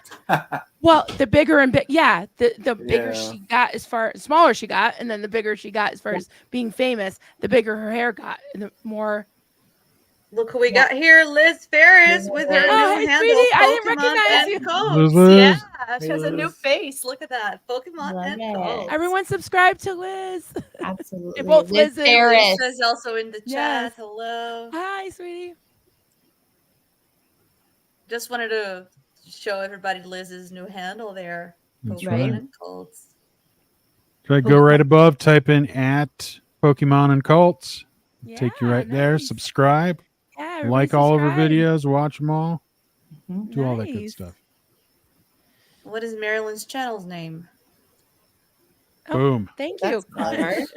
Yeah, Coffee, Cults, and Crafts. Class. Yep. That is also her Yeah. email, coffeecultsandcraft@gmail.com. That makes That's life right. easier. Thank you. True. Next. Yeah, so we've got some Steve-O, you want to do some questions out of the start? Oh, goodness. Did you have more questions for your quiz to Liz? Oh no, you know what, Liz? Why don't we do like one of my Sunday fun days coming up, and we that can. Okay, so let's talk. I'm doing. Let's 'Cause do it. I'd love to have your friend Cassie. Is it Cassie Marie? It is. It's Cassie Marie. Yeah. Let's do cults and crafts, and why don't we do that? Let's do it. Fun. I'm terrible at like any graphics, so if I do a quiz, it'll probably be just the way I did it just now. Like Oh questions. my gosh, did you see mine? They're like literal Google slide templates. They don't get any more. I don't know anything about. All right, I'll give you one quick question, Okay. and no hints. Okay. Okay. All right. So this cult had a leader that only liked to wear 2 things on his body: mascara and a Speedo. What was the cult's name? I know because I watched it at Marilyn's channel. I don't feel like I'm familiar with this one at all. So you gotta Yes. check that out. Mascara and a Speedo. It doesn't have anything Yes. to do with the dog, though, right? So okay, did you see the documentary? Oh Jesus! Oh, it's slipping my mind. What's the name of it, honey? It's your own quiz. I know. You're so the cute. documentary. I can't remember the name of the documentary now. With Will. I don't remember the name of the documentary, but Oh jeez. Oh, Holy Hell. Holy Hell. Holy Hell. Oh, holy Holy hell. Hell. Yes. That's right. There's so many documentaries. Holy I Hell. actually haven't seen that one. I can think of the cover exactly. So he's in a Speedo and mascara. Yes. Holy I Hell. know What it. was the name of the cult? Yes. Japan of Green Gables. Buddhafield. Or Butterfield. Yeah. Yep. Butterfield, something like that. Ooh, Yep. I'm gonna watch it. I love Yes, a watch new that one. world. Ooh, Yeah. ooh. Ooh. Seen him in real life? Whoa. Was he in his Wow. speedo when you saw him? Yeah. I'm curious. Yeah, and we do some deep dives. I did that one with Kelly Copter and Clearwater Chad because he loves researching cults. We did one with Vanessa about Heaven's Gate. I saw that And one. then my friend Peggy, we did a deep dive into the IBLP, which my cult used a lot of those teachings. So that was crazy. That was crazy. I But didn't yeah, know if there's any much documentary, if there's any cult that you want to do like a deep dive live stream with too, we'd love to do that with you too. Yep. For sure. Have you guys ever seen the movie called Coercion? Have you ever seen or heard of this movie?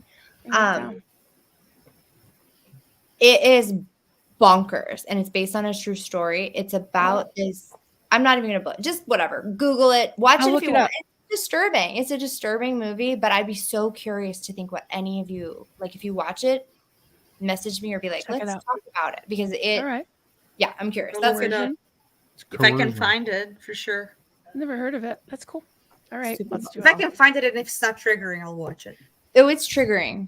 Sorry. No, yeah, but I mean, sometimes I can deal with triggering. Sometimes, you know how triggers can work differently. You know, sometimes little things will trigger you and big things will not. So I'll have to give it a try. View at your own discretion. Mm-hmm. Yep. Will do. Awesome. You were gonna do questions. Yes, you guys can start. Yeah, absolutely. So Stephen Britton asks, wouldn't picking up a body occur at conception?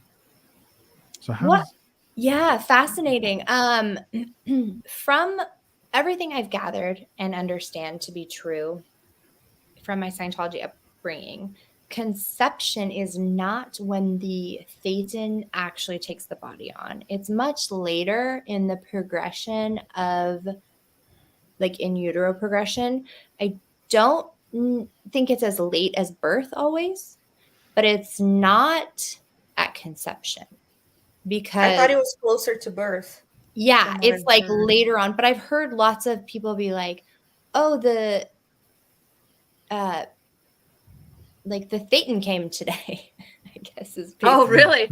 Yeah, like and maybe that's 6 months pregnant, or maybe that's even earlier. And I know some people also believe that like a thetan can be hanging around you, like waiting for you to get pregnant. But even then, I don't know when they would really take control of the body.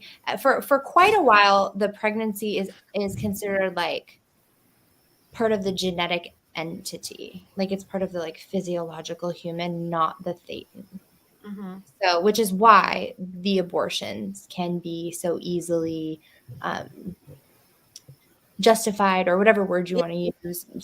Rationalized. Whatever. Yeah, rationalized. That's the perfect word. Thank you. Because they don't believe that. That makes a lot of sense, actually. Yeah, there's no, which is also very bizarre because if you read Dianetics, the word abortion is mentioned, I think it's 57 times. And L. Ron Hubbard had a huge hang up on it. And so many ailments that people have today, he's like, that's because the mother stuck a coat hanger and tried to abort. And like, oh, ew. Yeah, that was very gross that I said that, but that really is in that, that. No, I know. Yeah, you're right. Era and that thing. So he blames a lot of lunacy in humans and psychosis on attempted abortions. So I guess the message is like, if you're going to do it all the way. Not my message. The Dianetics message. But apparently from what I've seen, like Hubbard seems to contradict himself a lot. So all the time. But he does disdain women. He did disdain women, it does seem, and mothers in particular, which shines through pretty heavily in Dianetics in particular. Yeah. Mommy so I hope that answers your question, Tiff. It is a bit of a mystery, but it's after conception. It is not at the moment of conception. That much I know. And not before. It's not like the idea that that the conception is the coming up. Yeah, that would be during. So I could fly around for a while and then find that perfect. Choose your family. That perfect fertilized seed to kind of come into or developing fetus to come back into. Okay. Exactly. Well, and thetans aren't really seen as being inside their bodies either. That's a negative state. Really? Yeah. Yeah, you're not How as that work? yeah, well, in theory, thetans don't exist in physical form, so you're just like there. You can also have bodies really far away from you, so it's a whole thing. But this is so Wow. confusing Make because it it's make like sense, Liz. Make it make you animate the sense. Make it body. go right. I'm a Scientologist, so help me out. Okay. You animate the body, Mhm. but you're not inside the body, so you could be animating the body from the outside. But then I know I'm not trying to make sense of this right now. I'm just thinking out loud. But then you have body thetans that are attached to the body. So the animating thetan, the main thetan, Mhm. doesn't have to be around the body, or doesn't have to be in the body, or is not in the body. But the body thetans are attached to the physical body. Yes. Because that would be a lower state, right? As a spiritual Interesting. being, to be like Very. physically attached to a space in a 'Cause body would be a lower level existence than very a fluid interesting. Because whatever. the body Like, thetans don't have to be attached outside; they can be inside the body. The body thetans can be inside the body, attached to other parts of the body.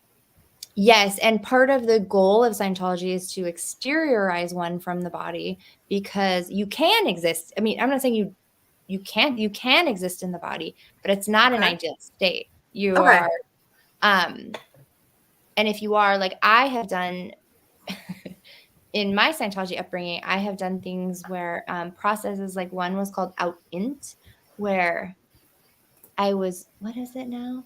Trapped out. You could be trapped outside the body. You could be trapped inside the body. You can be, but ideally, you are not inside your body as a Okay. Scientology Yeah, that makes sense. Satan. Interesting. Yeah, I don't know. It's hard to conceptualize, but there's that old joke, because L. Ron Hubbard had a policy letter where he or a lecture where he's like, the fastest way to exteriorize someone is to put a revolver on the back of their head and pull the trigger. Like, Yeah. yeah. So Thank you. Marilyn left. No, she'll Oh, be we're back. She losing said her? she'll be right back. Oh, okay. She said she'll be right back. All right. We've got a couple of comments here on Rock Slam. Steve Britton says Rock Slam not making it go right. I think that's a song, right? Is it a song? Rock slam. Right. Oh, I Make see. it go right. That's good. That's Rock funny. slam. You don't get You to. don't get to leave the session. Yeah. Okay. Someone's got to go Rock for it. Slam. Okay. We should all go. you've gotta Rock slam. Making it go wrong. Rock Slam. It's so hard. Yeah. So high. How does So read it. Sting Yeah, that's do fine. that? Somebody read it. Well, you saw him. A lot of rock slams. Very nice. Here we go. Question from Renee B. Question, Liz. Have you read any LRH fiction? Thoughts on it? Blech. I tried a little bit. I did. I really did. I really wanted to love Battlefield Earth. I tried. What about Mission Earth? Was that the other one? Was that the dirty one? The one that Well, Battlefield Earth had a bunch of in the series, so I think Mission Earth might have been one of them. But yeah, Battlefield Earth. They had a lot of young sex slave people in there. My parents had framed art from that they bought as collector art, and now I can't remember the guy's name, but they had a very famous artist commissioned who wasn't in Scientology. I'll have to think of it. So I remember growing up, and there was this huge framed art reprint on the wall, and it was this sex slave lady, but she had on a gas mask, and then she had this creature at her feet, but she was in a scandally clad thing. So I did not delve any deeper than that, because I don't want to. But I have read a lot of other science fiction, like Ursula K. Le Guin, Robert Heinlein, because I did kind of value the science fiction, and I thought L. Ron Hubbard was cool. I thought I was stupid because I couldn't get through one of his books. I know the feeling. Oh, I'm so dumb because I don't get this very intelligent man. Especially, I can't even imagine in this case when his source, he's the reference you've known your entire life. So how are you gonna question that as him not being? Yeah, exactly. And growing up, I was under the impression that the reason that he was able to pump out all these stories was because those are his past lives. He's just telling us what happened one day. Yeah, that's what I hear. Fast for him and so easy. So all of the Battlefield Earth, and like it's hard, it's heavier to read because as a Scientologist, it's like it is science fiction, but it's kind of what happened. So it was just, I didn't enjoy that experience, especially with the underage sex slaves. Right. Yeah. And apparently he was writing those instead of writing the rest of the OT levels. So come on, Ron. Yeah. Get your ethics in. Yeah, Ron. priorities straight. That's right. Bev's playlist says, I worked with someone that was a Jehovah's Witness. Because of watching SPTV, she has now left and is in learning all the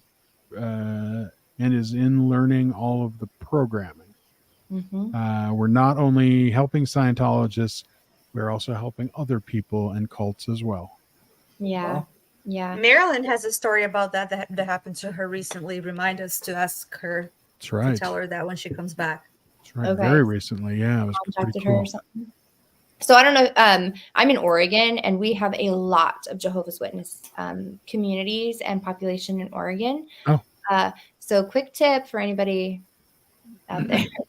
When I'm seeking a therapist, because there's been a couple of times that I've had to like find a new counselor or therapist. Hey, Marilyn.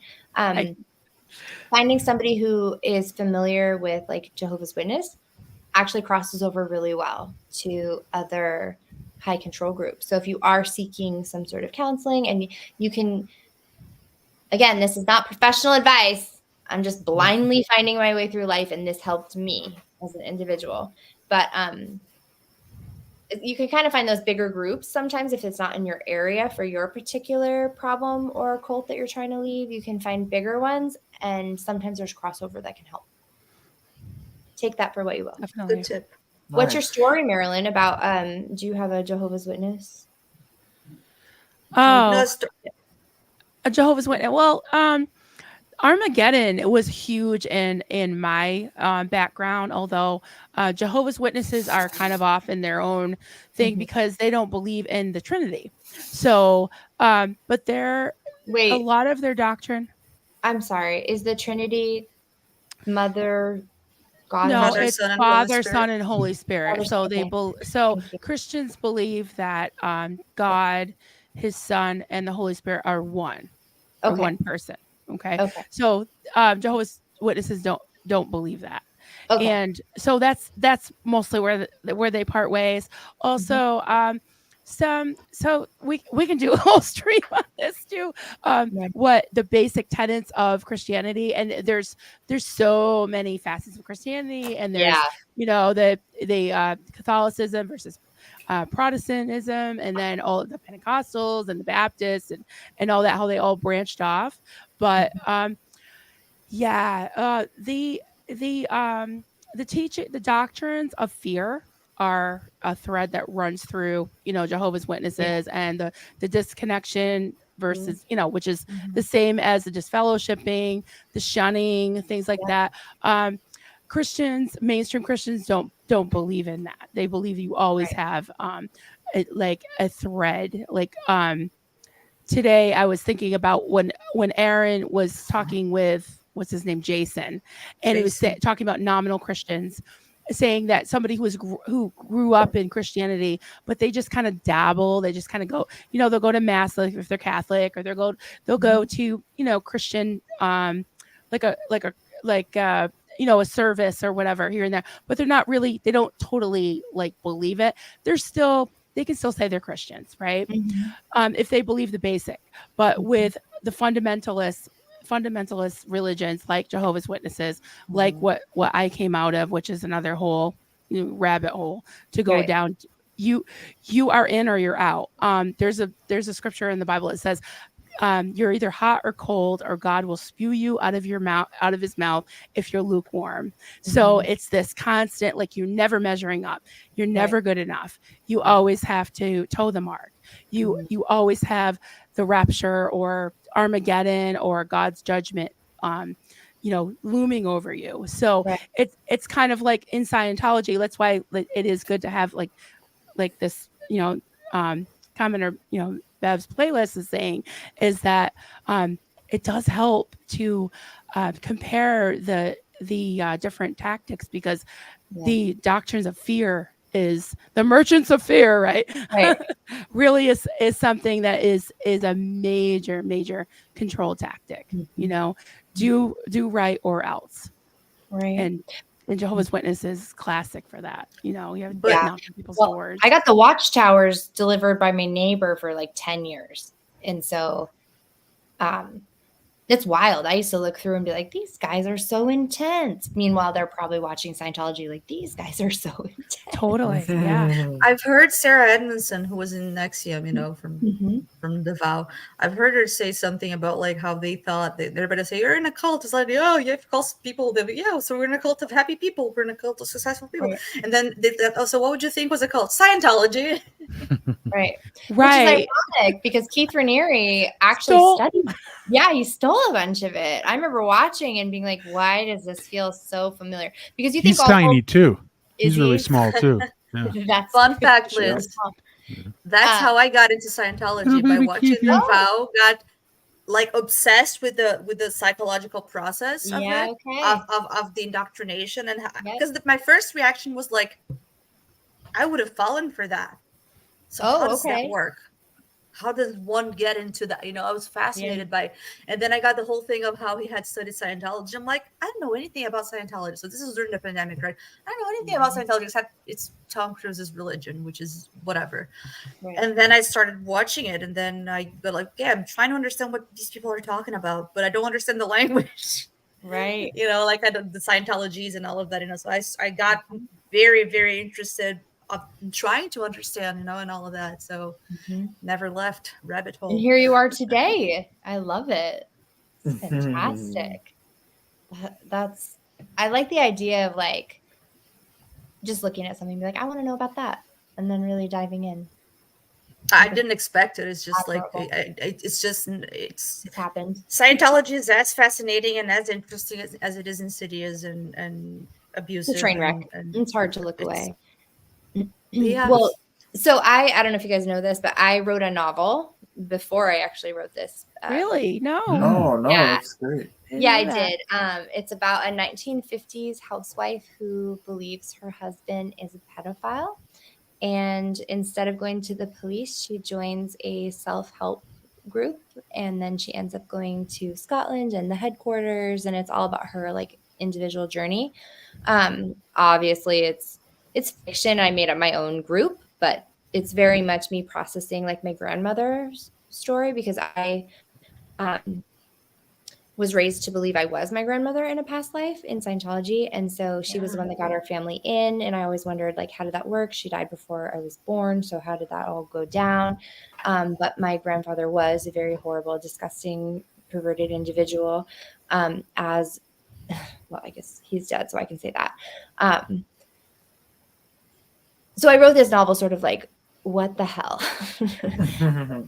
So anyway, my point was just to say that the cult is called The Technique because when I found out that Keith Raniere and Nexium called their stuff the tech, that he had taken that from Scientology, my interest was, and it turns out there are a few cults that call it their sort of world, the tech. So I thought that was really cool. So that was my point. Looking forward to that one after this one. Long-winded. Yeah. Hopefully by the end of the year, to be honest, because it's done. I just I don't know. It's just amazing. Is that the little character that you have up in the upper right of your screen? Is that based on that 1950s housewife, or is that a little different? Sort of. That's from my book now, The Confessions of an Ex-Scientologist Pothead, and she is a throwback. Yeah, the whole actual cover of my book. Look, I just got this big poster made.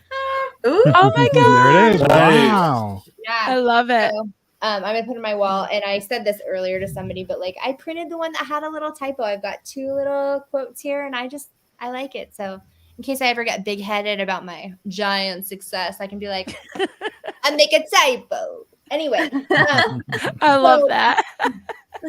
It's a little bit hard to see on this one, but the background is like a print of a green fibrous cover. And that is a throwback to the original Dianetics. The original Dianetics cover had a green fiber and had like some polka dots. Some of my like little promotional things I've just messed around with have like green with polka dots. And the 1950s. Yeah, because that's just kind of the girl who made this is in my writing group, so she knows about that novel as well. So she knows my whole vibe. Nice. So yeah, Okay. it's all kind of a tie-in. And I also decided I'm gonna write another one of these, and instead of ex-Scientologist pothead, I'm gonna do ex-Scientologist mom. I'm gonna write a second one that's just all Nice. about parenting, like that kind of thing. Not like advice, just processing. Nobody should listen to me about anything ever. Like, Except hear my stories. They're my stories. Yeah, your experience is your Yeah. Your story is your story. Yeah. Absolutely. Well, I would definitely read that. I mean, my kids are in their 20s, so a little too late for them, but I'm very, very interested in that because I just fumbled my way through trying to half raise the kids after leaving a cult, you know. Right. Well, the world's hard enough. It's hard enough to raise a kid without that, you know, on top. Well, then we can also do that one. And then later we'll do a grandma one when we're both caught up. There you go. Yeah. Yeah, for sure. Many plans for the future. So we're at You guys about wanna 2 tackle those hours. questions? Can we do a few more questions? Yeah. We have a few more questions. You want to take some more questions, Liz? I know we're coming up on the 2 hour mark, but no worries. All right. Sweet. Oh, who's clicking? Not me. It's not me. Who's trying to take it over? I clicked on Jeff. I didn't know. Jeff will get to you. Jeff will get to you next. I clicked on the top one. Well, go ahead, honey. I got you. I was just hitting the ones that had Liz's name in them, but yeah, we can get to Jeff. We'll go to Jeff next. Okay. So from Free Xenu Project, question, Liz, how long would I have to do the Purif for being an 18-year everyday pot smoker and ate so many mushrooms I can't count? Asking for a friend. Yeah, asking for a friend. Well, you ran out of room to say that. Yeah. I mean, the good news for you is that it costs the same amount of money. So that's the good news for you, but probably a really long time. Actually, I know that this is a joke and this isn't really what's being asked, but when you do actually do the Purif, you just do it until you have a specific cognition, which is like you come to a certain realization that's listed as. So it could take you 3 weeks. It could take you 3 days. Nobody really takes 3 days, but it could take you 3 months. I haven't heard of anybody doing it that long, but Free Xenu Project, you and me are going to be in that sauna for a long time. Long time. At least you'll have company. Yeah. And the theory, I could talk about this forever, but like I heard a story when I was young that they think it brings everything out of your body. So like apparently the story is someone was on the Purif and a little dot appeared, a little blue dot appeared. And then the next day it got bigger and the next day it got bigger and bigger. And they were like, the way out is the way through. So if something turns on, it's called like if something happens, you can't stop until it's done. So and it got bigger and bigger and bigger. And then slowly one day they sweat out ink. And they were stabbed by a ballpoint pen when they were a kid. It was still in their body. Wow. Liz, have you seen Reckless Ben's series, Infiltrating Scientology? I've seen a couple of them. He's actually on when they do the Purif, they do the whole thing. I'm sweating blue. They do that. Right? That's probably why. I haven't seen that. That's I'm the gonna find that. Yeah. That is probably. Oh yeah, you got to make it. You got to make it end to end. I feel bad for Xenu in the cave. They create such a story. They create such a story, such a narrative, It's and it's all science fiction-y. They create alternate timelines and time travel and all. It's Ooh, very Yeah. very interesting. Yeah. Strangely It's makes fun. sense at the end too. It does. That's right. Those are All right, solid. Marilyn, you get the next one. All righty. Jeff says, I thought squirreling was when someone did auditing and gave coursework outside the official church. Yeah, that's a version of squirreling. Squirreling just means that you're altering the tech like in any way or the source of the tech. So the only acceptable route for receiving Scientology is to go to the Church of Scientology, to buy their books, to have their services in their organization. So if you do it, independent Scientologists, yes, that's all squirreling, but it can be as simple as, like as a child, I wasn't allowed to explain a Scientology concept to one of my peers or correct them. I would have to refer them to the source, because even me explaining like Natter, for example, is actually technically squirreling because I'm not the source. So it's actually not my right or privilege to explain any concepts to anybody else. You have to go back and read what L. Ron Hubbard himself wrote. Anything other than that is sort of on a sliding scale squirreling. Someone doing auditing and course outside of the official church is like the most squirreling, the highest level of squirreling, where you're going to get the squirrel busters. But squirreling can even be down to, just like communicating a church concept through your own words.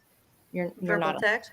That's a form of squirreling. You're not allowed to do that. So this is what you're describing. It's called verbal text. Is that what verbal text is? What you're describing? Yes. Okay.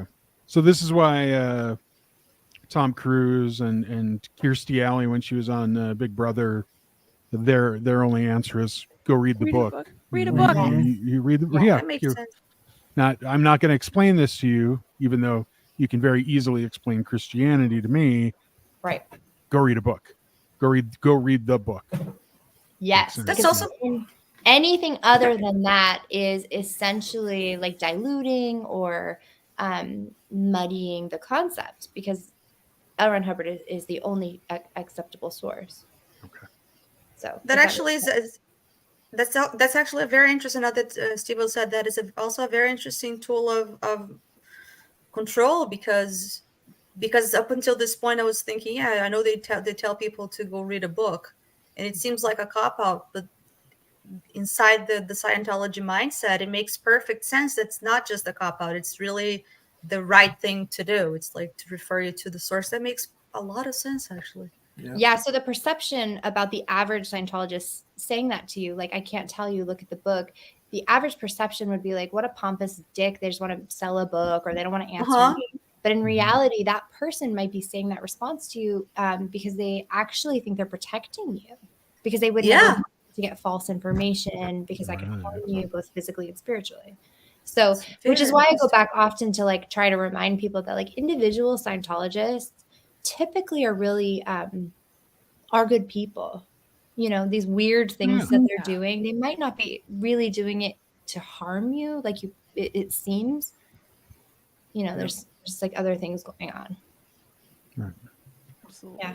Makes sense. I'll take that shit back, Marcus. Sorry. Whatever you said, Marcus, take it back. Yeah, she's gonna take that shit back. I'm taking all that shit that Hubbard Take it stole all. back.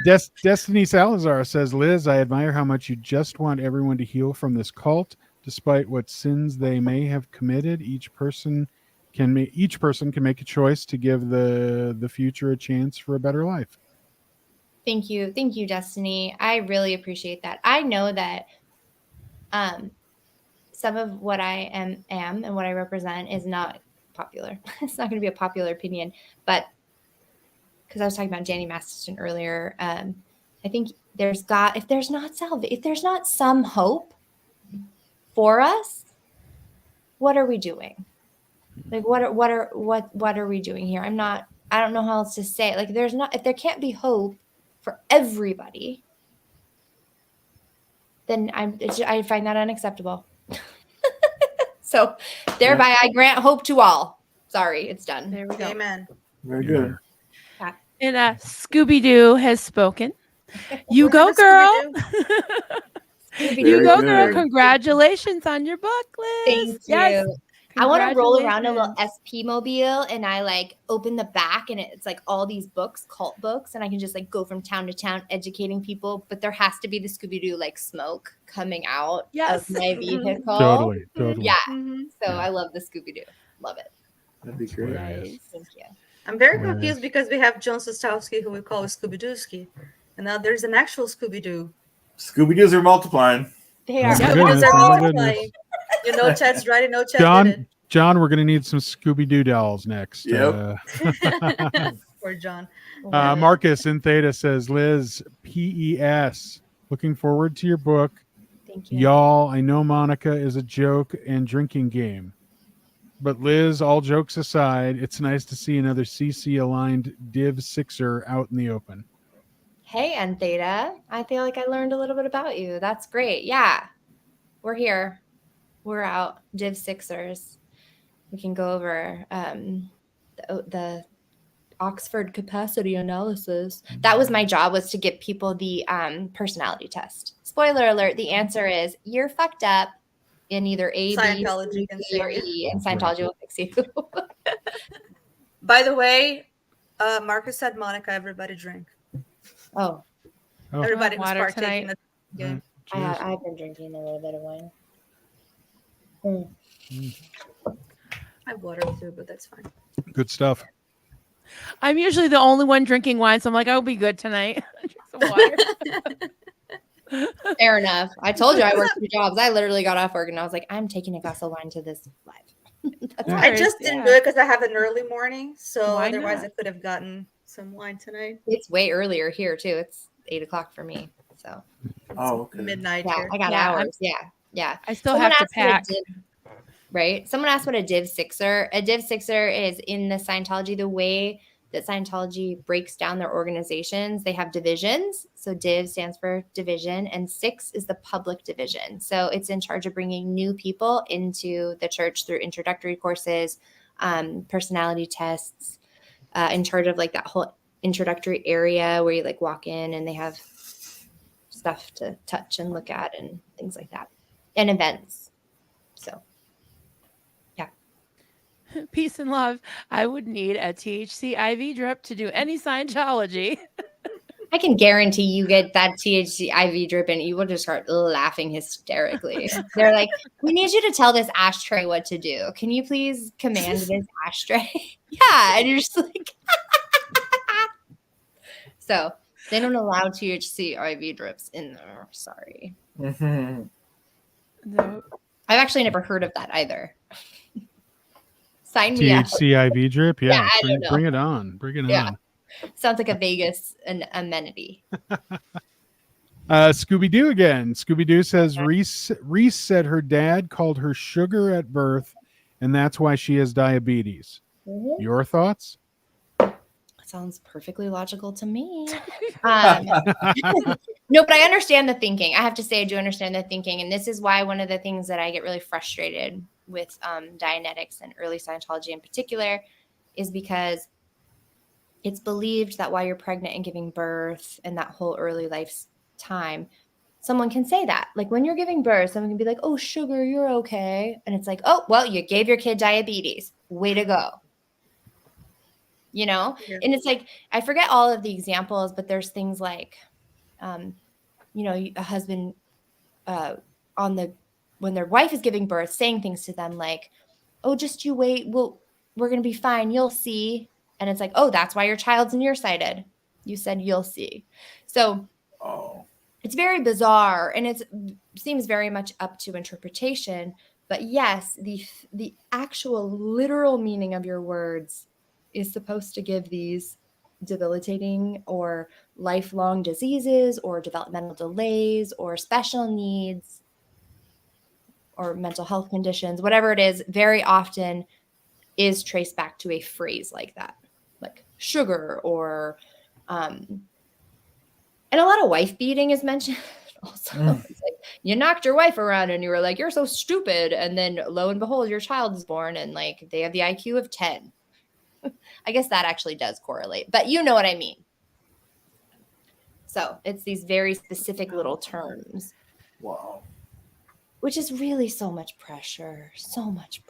As a Yeah. mother, to think you could say one word that would send your in utero child into a literally being locked up in a mental health facility because you said one word wrong when you were giving birth, or you like bumped into a table and you were like, oh shit. And like, oh, IBS for your kid. You did that. So anyway, Wow. that's my thoughts, Scooby-Doo. I think it's bullshit, but I do understand the concept behind it. And I think it's bullshit. So a lot of comments about your book.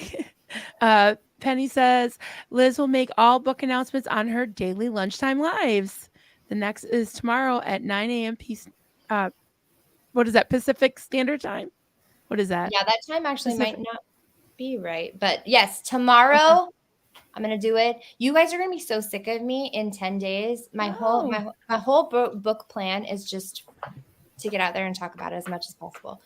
And I will make announcements as soon as it's available or pre-orders available. I'll let you know. I have a learning curve. I might need an extra day.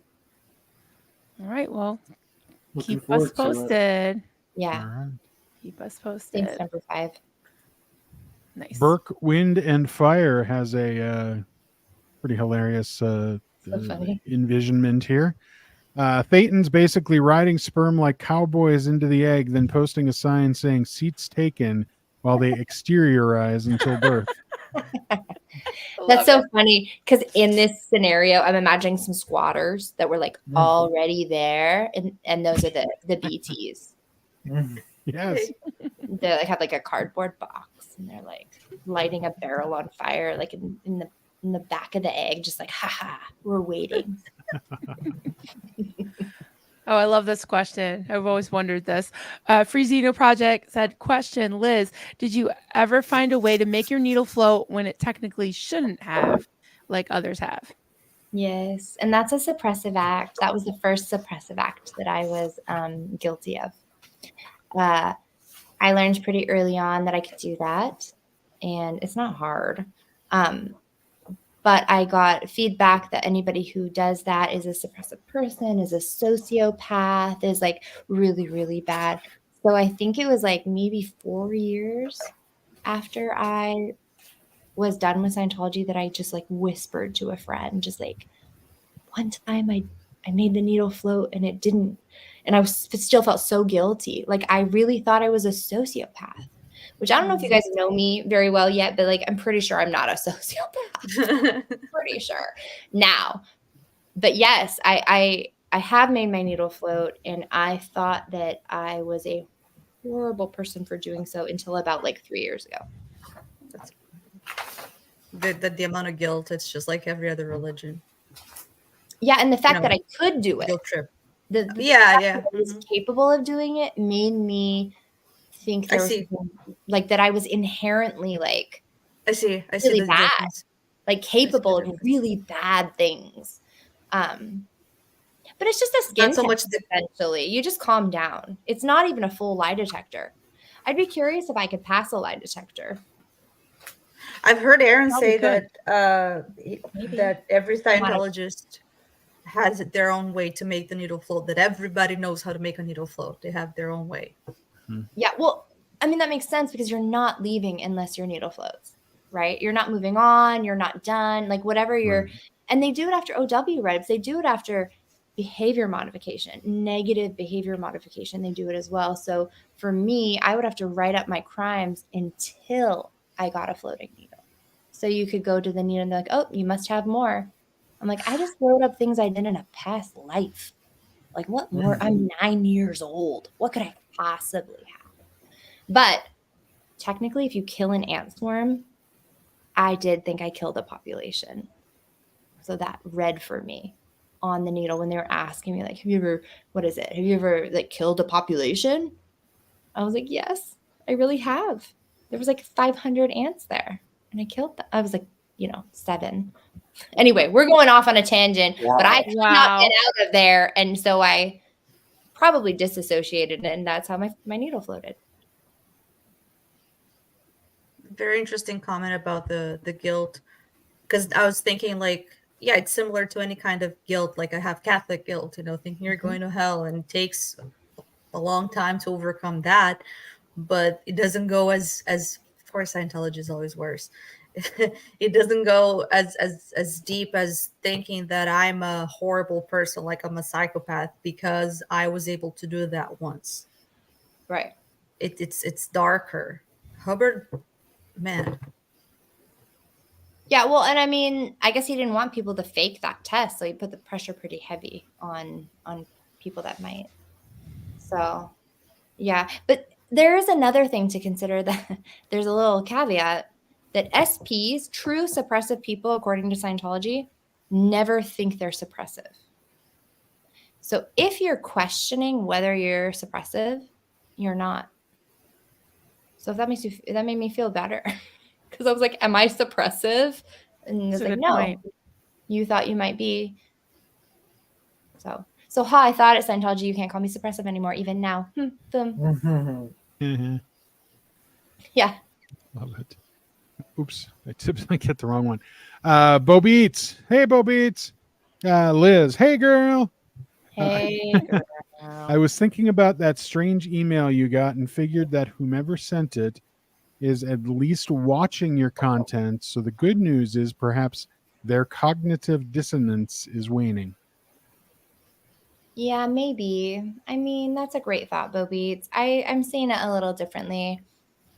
I think that the person who sent me that is in trouble.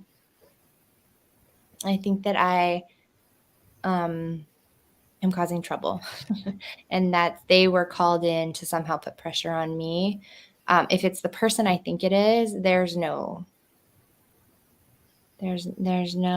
cognitive dissonance. They're in it to win it, baby. And I think they're going to be in it to win it forever. Because I believe it's my stepfather. That's who I believe sent that message, because he does deeply care about my mother more than Scientology, right? That wasn't the email didn't say, think about Scientology, think about your church. It said, think about your mother, you know? And that's also my biggest thing. Like, I deeply do care about my mother, which is why I'm not going to enable any more generations of my mother's family to continue down this path.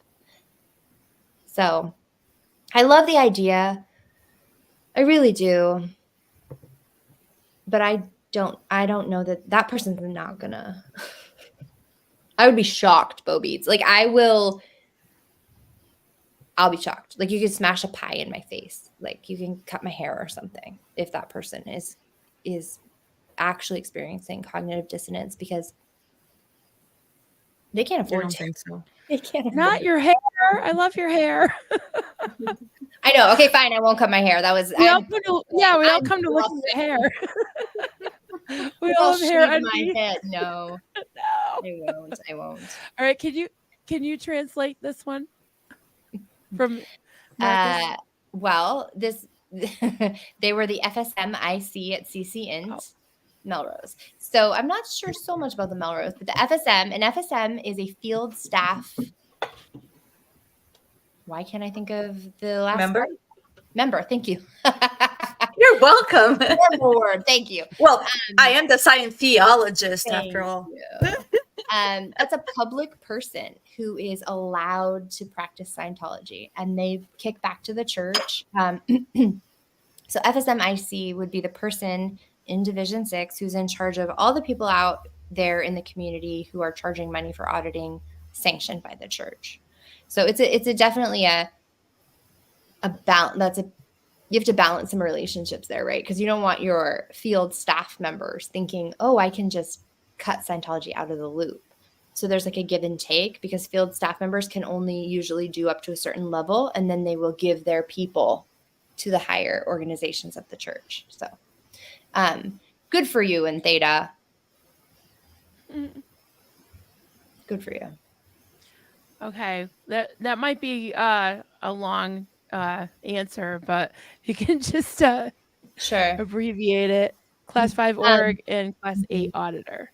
So there's different levels of Scientology organization, org, are allowed to deliver certain services. So a Class 5 can deliver up to, I think it's through the grades. But then once you hit that, you're done there, you're going to go to the higher level churches like Flag or the Free Winds or whatever. It's how their pyramid continues to work, right? Like, you get them in the door, and then everybody eventually has to go to these few advanced Scientology churches. So Class 5 org just means they're allowed to deliver up through a certain level, which is right before OT levels. Regular organizations, Class 5, cannot do OT levels. And then a Class 8 is just, again, it's just like a level of auditor. I think that's the highest you can go now, but when my mom did it, you could go much higher, like Class 12. So it's just like a status symbol. just a ranking, essentially, what you're allowed to do. If that makes sense. Oops, I double clicked. Sorry, I did double that. tapped. Oh, okay, Go ahead. you did it. We did that. We did that together. Tim Greenglass asks, wouldn't a child be covered with the unevicted body thetans of the parent? So this is a very technical question, Tim, that a really high trained Scientologist might come up with a different answer for. But from my just basic understanding, having grown up in it, yes, you can be born with other people's body thetans in you, your body of the parent, but you also have your own because there's a cellular connection. Like a genetically cellular connection. It gets really deep. It's really bizarre. But this is high level. This is very confidential stuff that I have not taken those courses directly from Scientology. So I'm not the expert. But I will say, yes, that's why many Scientologists very much want to be OT or clear before they have a child. Right? And it's kind of a silly ongoing joke. But when you release a body thetan, they should be able to go on and be a whole big thetan. Like you should release them and then they can go on and get a body.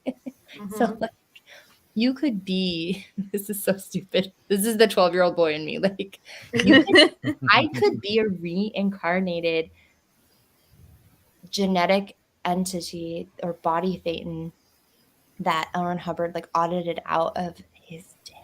I could be L. Ron Hubbard's penis reincarnated thing. I mean, I could be.